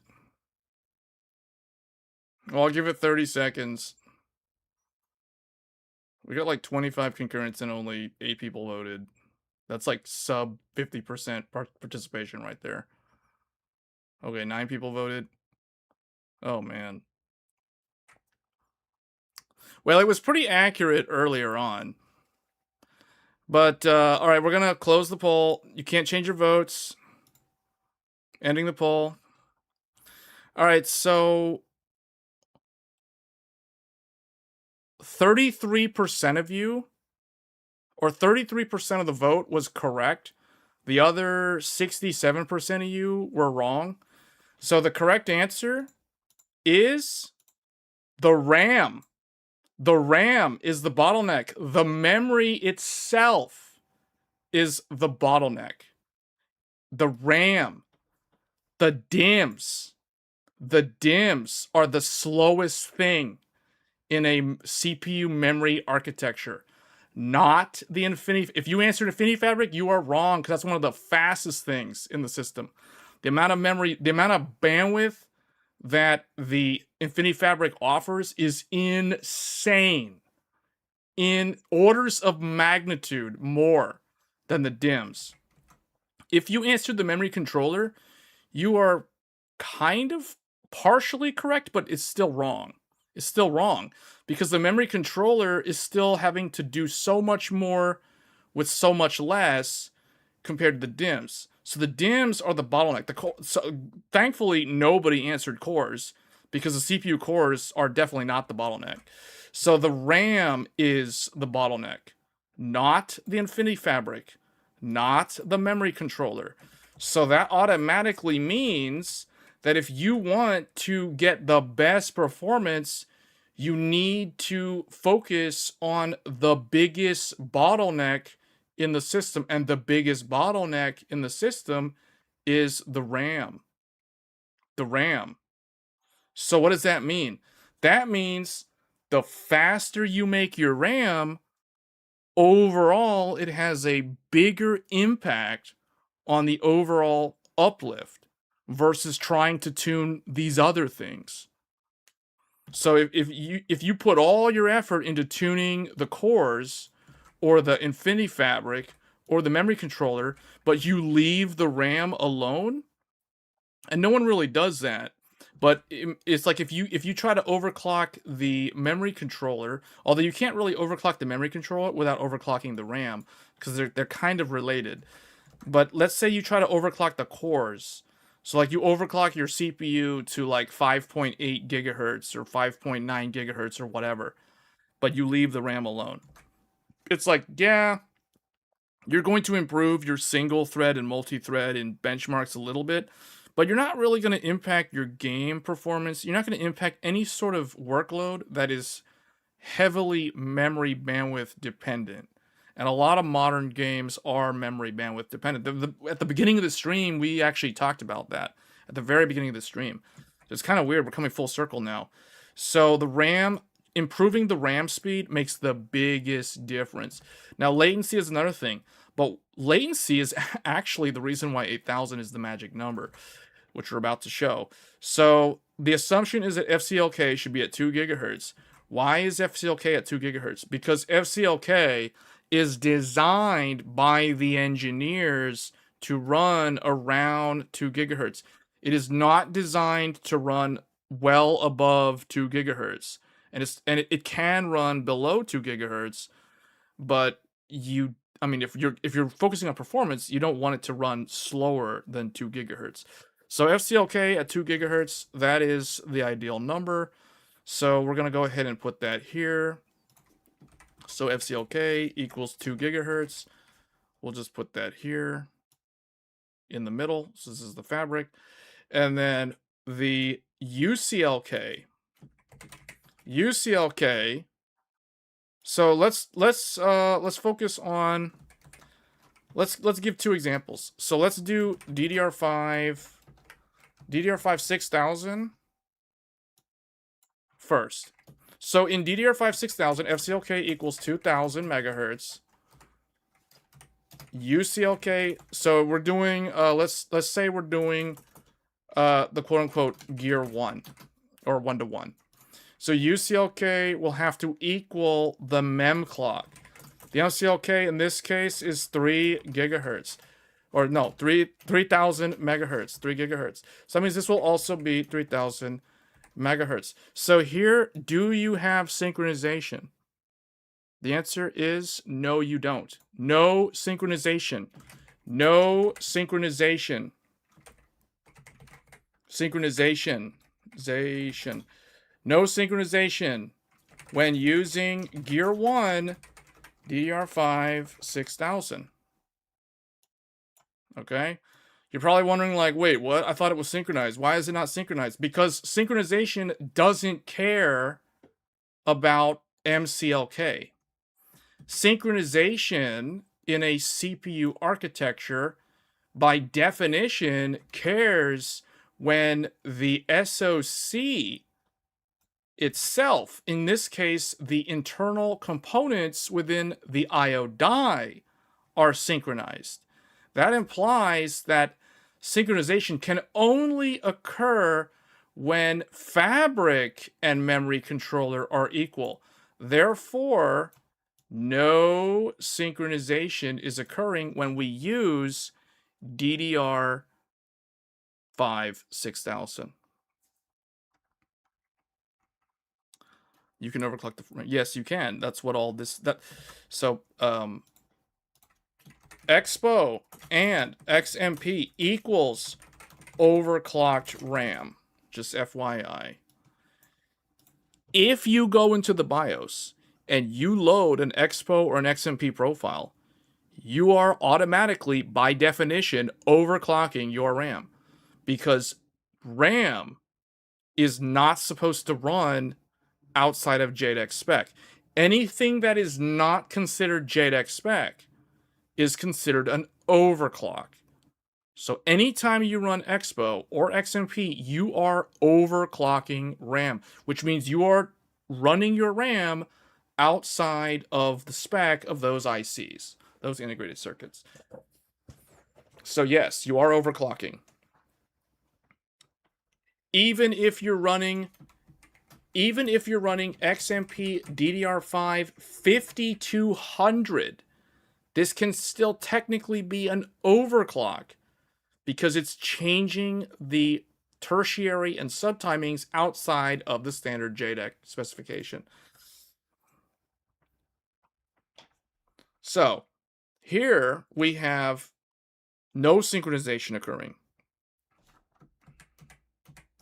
So now let's look at another example. DDR5 8000. And obviously, it'll be Gear 2. It has to be Gear 2. Why does it have to be Gear 2? Why does it have to be Gear 2? Who can tell me why DDR5 8000 is Gear 2? And why is that a good thing? That is not a bad thing. That is a good thing. You want Gear 2. You don't want Gear 1.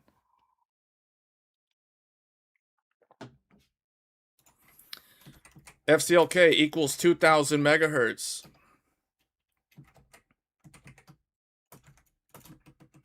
What is UCLK? What is MCLK? Fill in the blanks.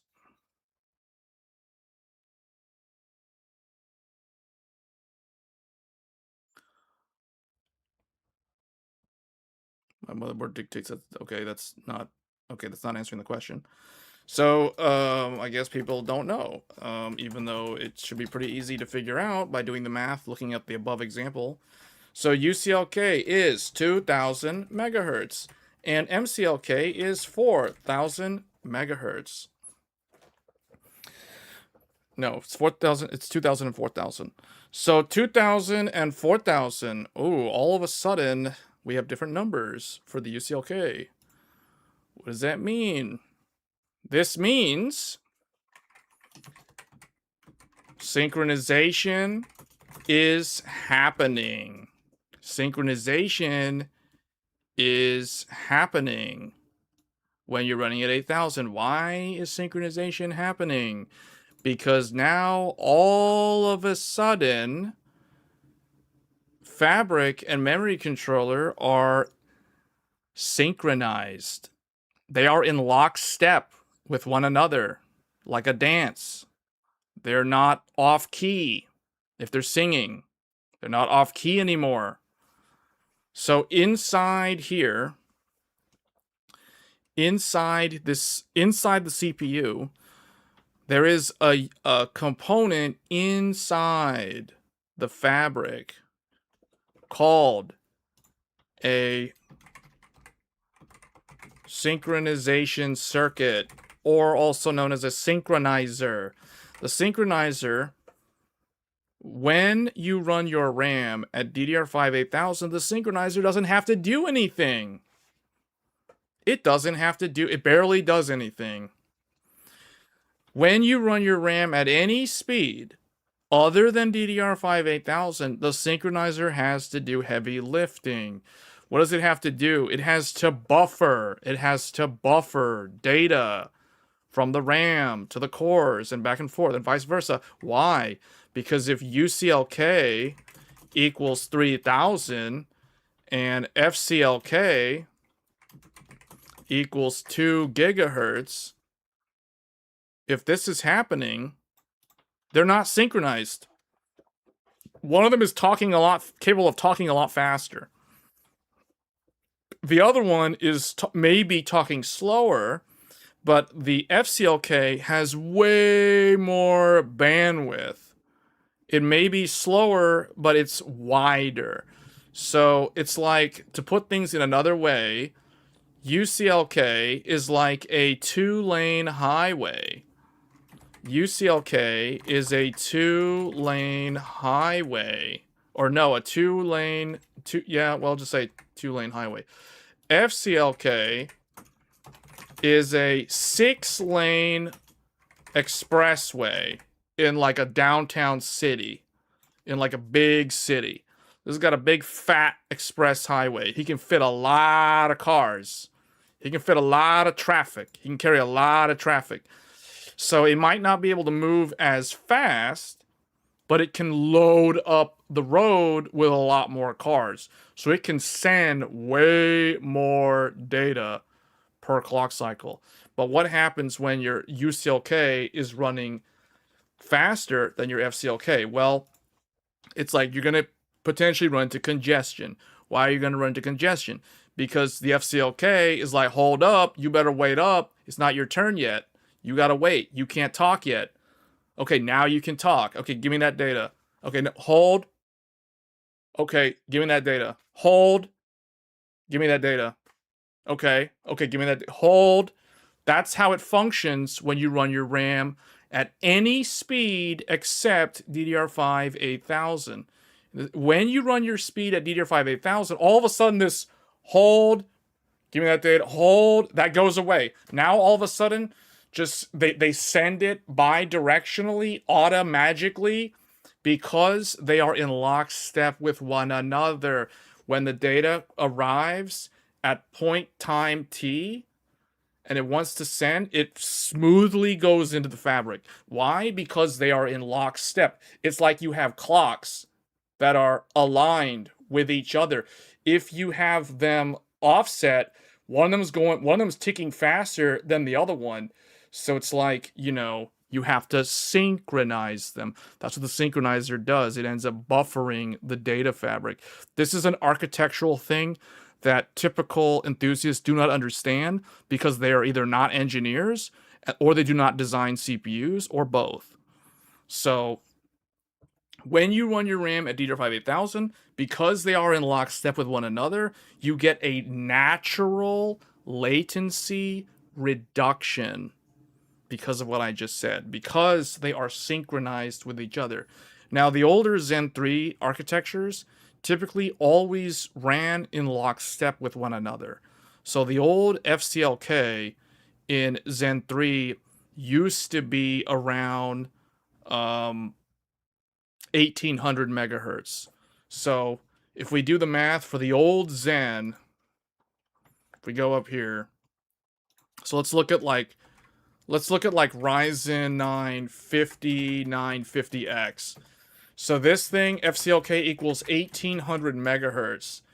UCLK equals 1800 megahertz. And MCLK equals, what, 30 or like 1800 megahertz. Yeah, 1800 megahertz. So in this scenario, yeah, you're synchronized not because of this. It just so happens that they are synchronized as well. So now you literally have everything in a 1-to-1-to-1 ratio. But, you know, these guys were synchronized. So what is the memory spec when this is happening? The memory for this would be DDR4 3600. Look at that. Now it makes sense why that was the RAM speed that everybody recommended in the DDR4 era.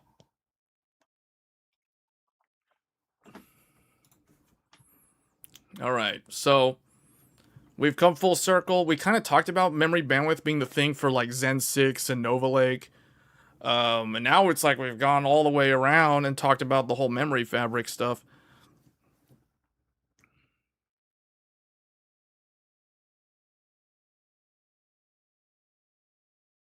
No, they don't. They don't. And they're not even that different. The distance between RAM on an ITX and an EATX is like the same. Look it up. They're not actually different. The only thing that you'll notice is an ITX motherboard typically only has 2 DIMM slots, which has different implications there for advantages with running higher speed RAM. But no, they're actually not different in distance. 4 DIMM motherboards, yes, because 4 DIMM motherboards have daisy chain setups. Why does some BIOS revisions OC better with exactly the same voltage settings?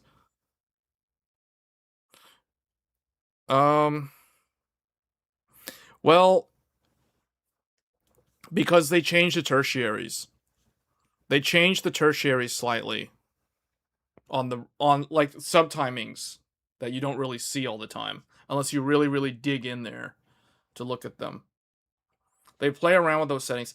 That's how they're able to get like that low latency mode that recently came out, or the high bandwidth mode.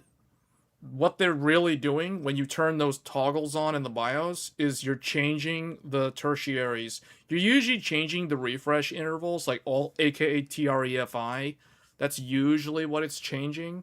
It's changing it more than that, but that's usually the number one thing that makes the biggest difference.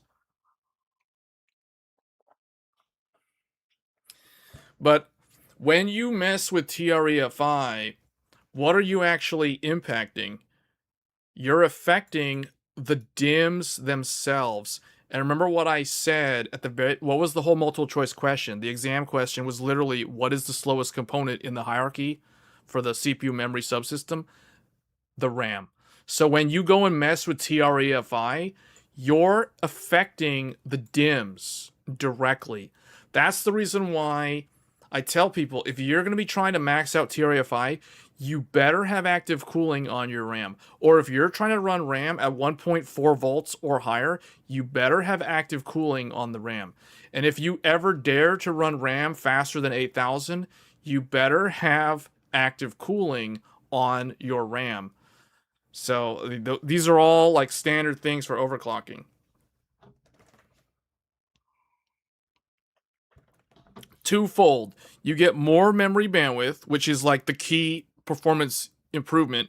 And second of all, what did I just say earlier? You get lower latency due to the natural reduction. 44920 still TREFI. Yeah, that's TREFI. But when you change that, when you set it to 44,920, you're affecting the memory. The higher that number, the hotter the memory will run, because you're making it refresh. You're basically changing the speed that it's refreshing. It's like refreshing way faster. So actually, hold on, is it so one of them you make it refresh faster. I got to remember which one. The other one like holds longer before refresh. I'm forgetting which one did that. One of them it refreshes faster. The other one it like holds longer before refresh, but the negative aspect of holding the memory longer before refresh is that you run the risk of data loss, or in this case memory errors, because if you hold the memory too long without refreshing it, what happens? The voltage starts decaying. The voltage decays on the memory circuit if you don't refresh. Every time you refresh, it's like new signal, new signal, new signal, new signal, if you hold before refresh, that signal you put in there slowly starts deteriorating because the voltage charge slowly starts going down. So that's the reason why it's a balancing act when it comes to memory tuning.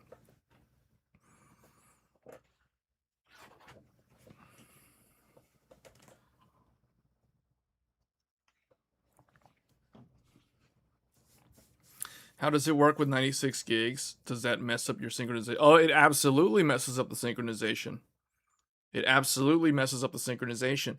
But when I talk about 6400, I talk about 6400 for different reasons. So it goes back to the theme of quality over quantity versus quantity over quality. Quality over quantity, like this OLED, is DDR5 8000 2x 24 GB equals 48 GB. Quality over quantity. If we're talking quantity over quality, now I don't care about the absolute performance. I only care about jam-packing as much RAM as I can get in there and having it run stable at the highest speed possible with full stability. And that's going to be DDR5 6400, because now we're talking about 4 sticks of memory. 4 times 24 GB equals 96 gigabyte. So in this scenario, I don't care about the quality. I'm not concerned with the absolute performance. I only care about 4 sticks, fat capacity. That's it. I don't care about going fast. I just care about how it looks. I want that RGB on 4 sticks of RAM, because 4 sticks of RAM looks better than 2 sticks of RAM. I don't care if it's slower. I just care about having a lot of RAM. So again, it's so weird how this TV discussion just perfectly lines up. So when we talk about DDR5 8000, we're talking about quality over quantity. When we talk about 6400 speed, we're talking about quantity over quality. I care about 4 sticks. I want a bunch of memory. So that's the difference. But yeah, absolutely, it messes up. There's no synchronization with this because now all the clocks are all offset. Synchronizer has to put in all the work. So it's back to that. Hold on. Okay, come through. Okay, no, hold up. Wait up. Oh, we good? Okay, come through. Come through.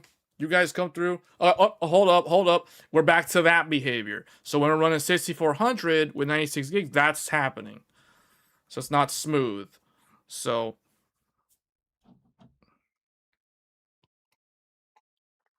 Intel 14, I don't know because I don't have, because my 3900K can't even do DDR5 8000, even though I have a Gigabyte Aorus Master. So I wouldn't be able to answer that. From my point of view, Intel is much, much harder to get running at higher speeds. DDR5 8000 on a 13, 14, basically the same thing. It's not guaranteed, so I don't know.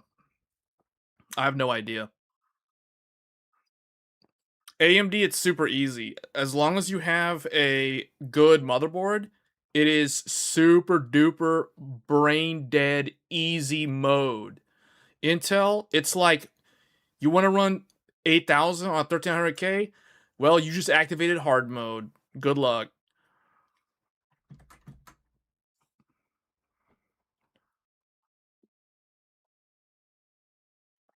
Two DIMM motherboard. Well, I don't run 2 DIMM motherboards.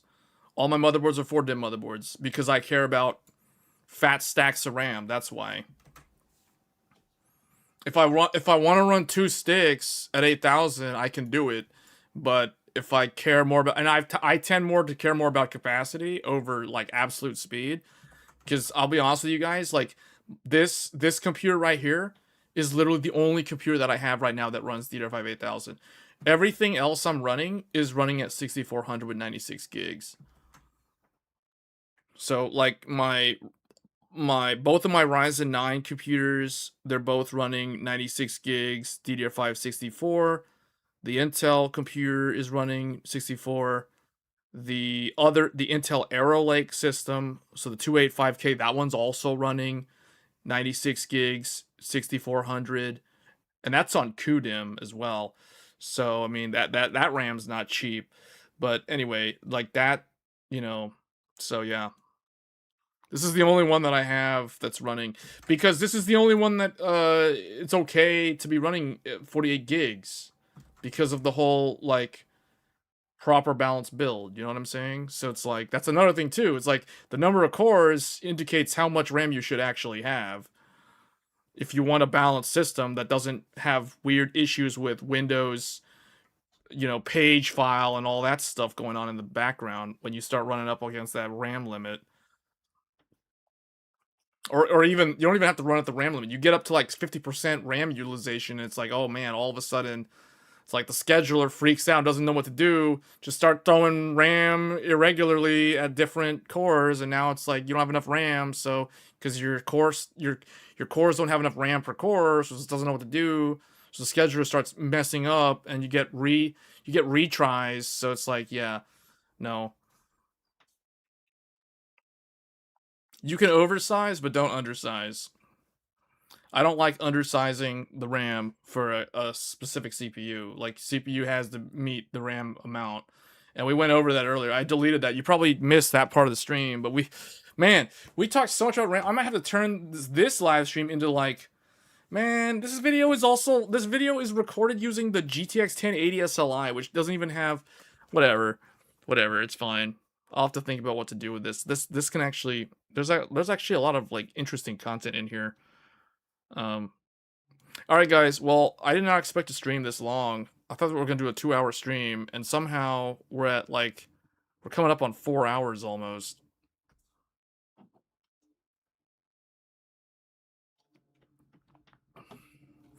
All right, guys. Well, that's gonna be it. That's basically. I may do one more look at the SLI. I don't know yet because this is currently the most powerful it can get.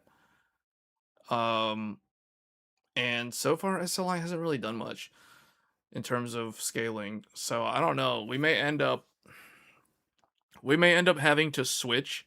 Now, as promised, we will be switching over to RX Vega 64s, dual RX Vega 64 in Crossfire. Because that's what you guys voted on, so that's what we'll do. I don't know if I'm gonna do that one as the next gaming live stream or if I'm going to do another 1080 SLI with another CPU. It's like, it really depends. It's gonna come down to a couple of things, and we won't really know until next weekend. So, but anyway, I'll think it through and figure it out. We may do the Vega stuff next, just to get a baseline number for Vega. I'm not gonna bother with Vega on the older CPUs. I think that's a waste of time, because if the 1080 was bottlenecked by DDR3 systems, then the Vega 64 is also gonna be bottlenecked by DDR3 systems. So we're just gonna go and stick with DDR4, and I'll just go from there. We'll do Vega 64 next. And then can you explain why an older CPU? That CPU does work with Windows. I'm not sure what you mean by that. You're talking about Windows 11? No, the 8700 is compatible with Windows 11. It's the 7th gen and older that aren't. You want to see the 5090 in a DDR4 system? 5090. We may do something else. I'll think about that. 5090 can't really be moved right now because of some of the stuff that it has to do. So, but there may be another GPU that's available. I'll have to look and see what's available. Okay, I mean, what about, well, okay, I'll think about it. I don't know if I have any power supplies that can support those type of GPUs on these older systems, though. These older systems are using all my old ATX 2.0 power supplies. So none of them have support for the native 12-volt high power. And I would prefer not to use the adapter because I've already done testing. You guys saw my video. Well, I don't know if you guys saw it. It's kind of an old video now. But I did a video testing the amperage, how uneven those adapter cables can be.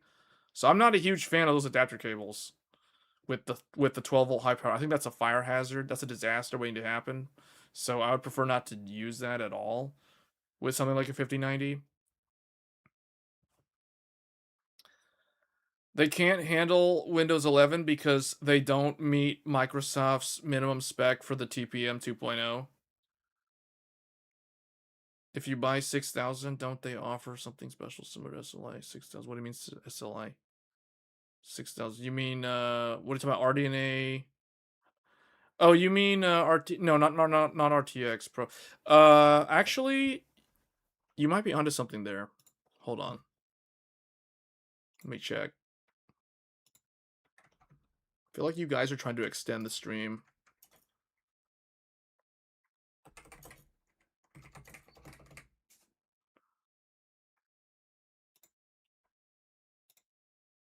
If I remember, it does come with the NVLink bridge, but I think you have to buy the Max Q, or you have to have the server edition. It does have it. On the server card, it does have it. I see it on there. Oh, well, you guys can't see because this thing's in the way. Yeah. RTX Pro 6000 has the NVLink. I know for a fact this one has the NVLink. I don't know if like this card has the NVLink. There's no picture of it, unfortunately. I think it would though. I'm pretty sure the Max Q. I don't know why they don't have the Max Q on here, but I'm pretty sure it does. So anyway,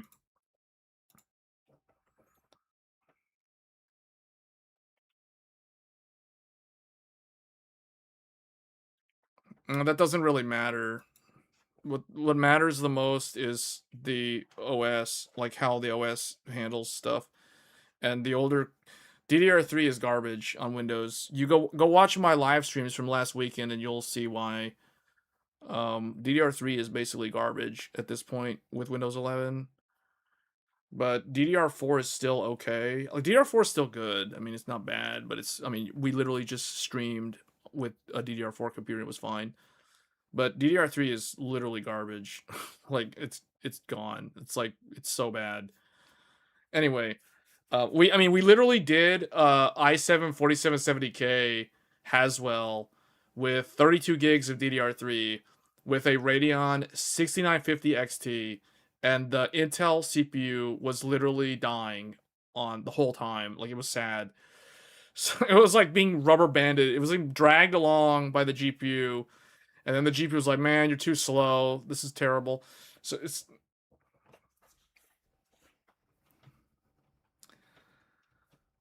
I'll have to think about that, because that might be an excuse for the RTX 4090 to come out of retirement, because that GPU's been sitting in a box doing absolutely nothing for basically all year. So, okay, well, maybe that gives me a reason to bring out the RTX 4090 Founders Edition and bring that card back, because that card's been sealed away. It's been sealed away, like in some kind of video game lore. It's like sealed away.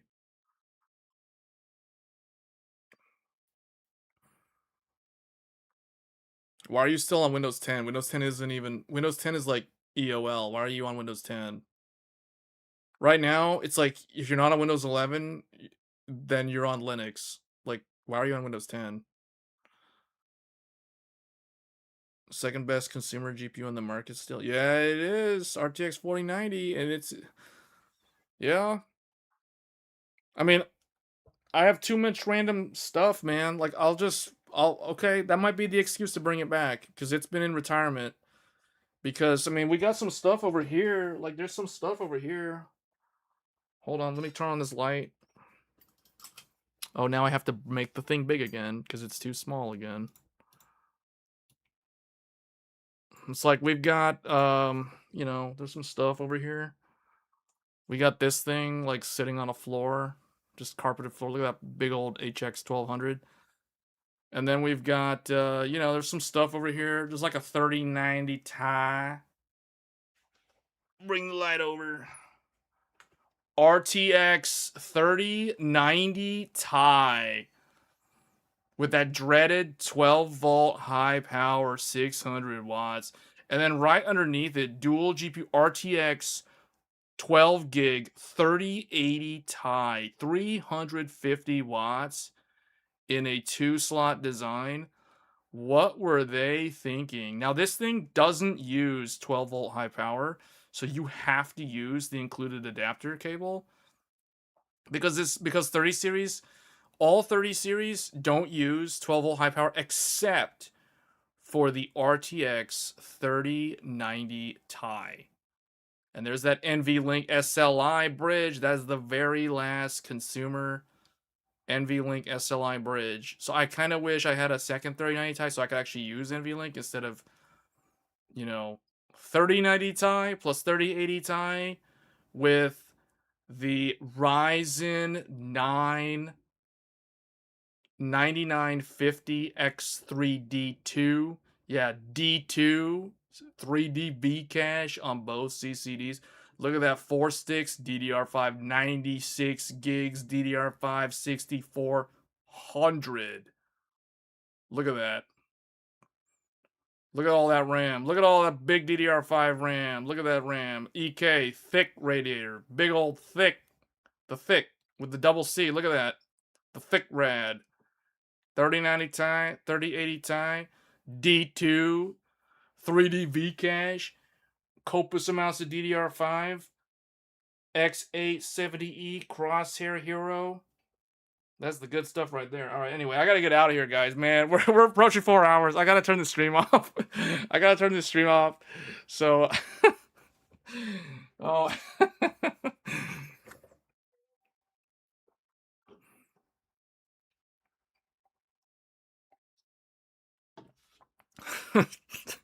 I don't know where we were going with that. That was weird. The D2, man. D2, 3090 Ti, 3080 Ti, 96 gig DDR5 60. Sounds like some kind of weird, like some kind of messed up hip hop song. So it's like, who cares about money? Don't get money, get DDR5. You gotta have all that DDR5, man. It's all about DDR5. AI this, AI that, DDR5 this, big fat GPUs, VRAM. Well, that's because I've been trying to end the stream. People keep like lobbing questions. All right, so well, that was it. So if you're new to the channel, do get subscribed. And hit the bell icon so you get notified when I go live, because we do these streams randomly off the cuff. So most of the time they happen on the weekend, like now, for instance.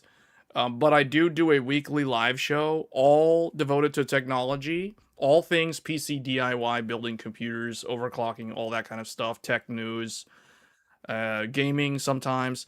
And that is on Thursdays, and that show is literally called Tech Thursdays. So definitely tune into that. If you care to tune into a more formal, it's more organized than this, where this is definitely more informal, random. But that one is definitely tech focused. So Tech Thursdays is the place to go to ask tech related questions like this. I'm not saying you can't ask it on these type of streams, because obviously, I mean, we literally did an entire thing about memory, which will change a little bit with the newer CPUs that are coming out later this year and next year and all the stuff going forward.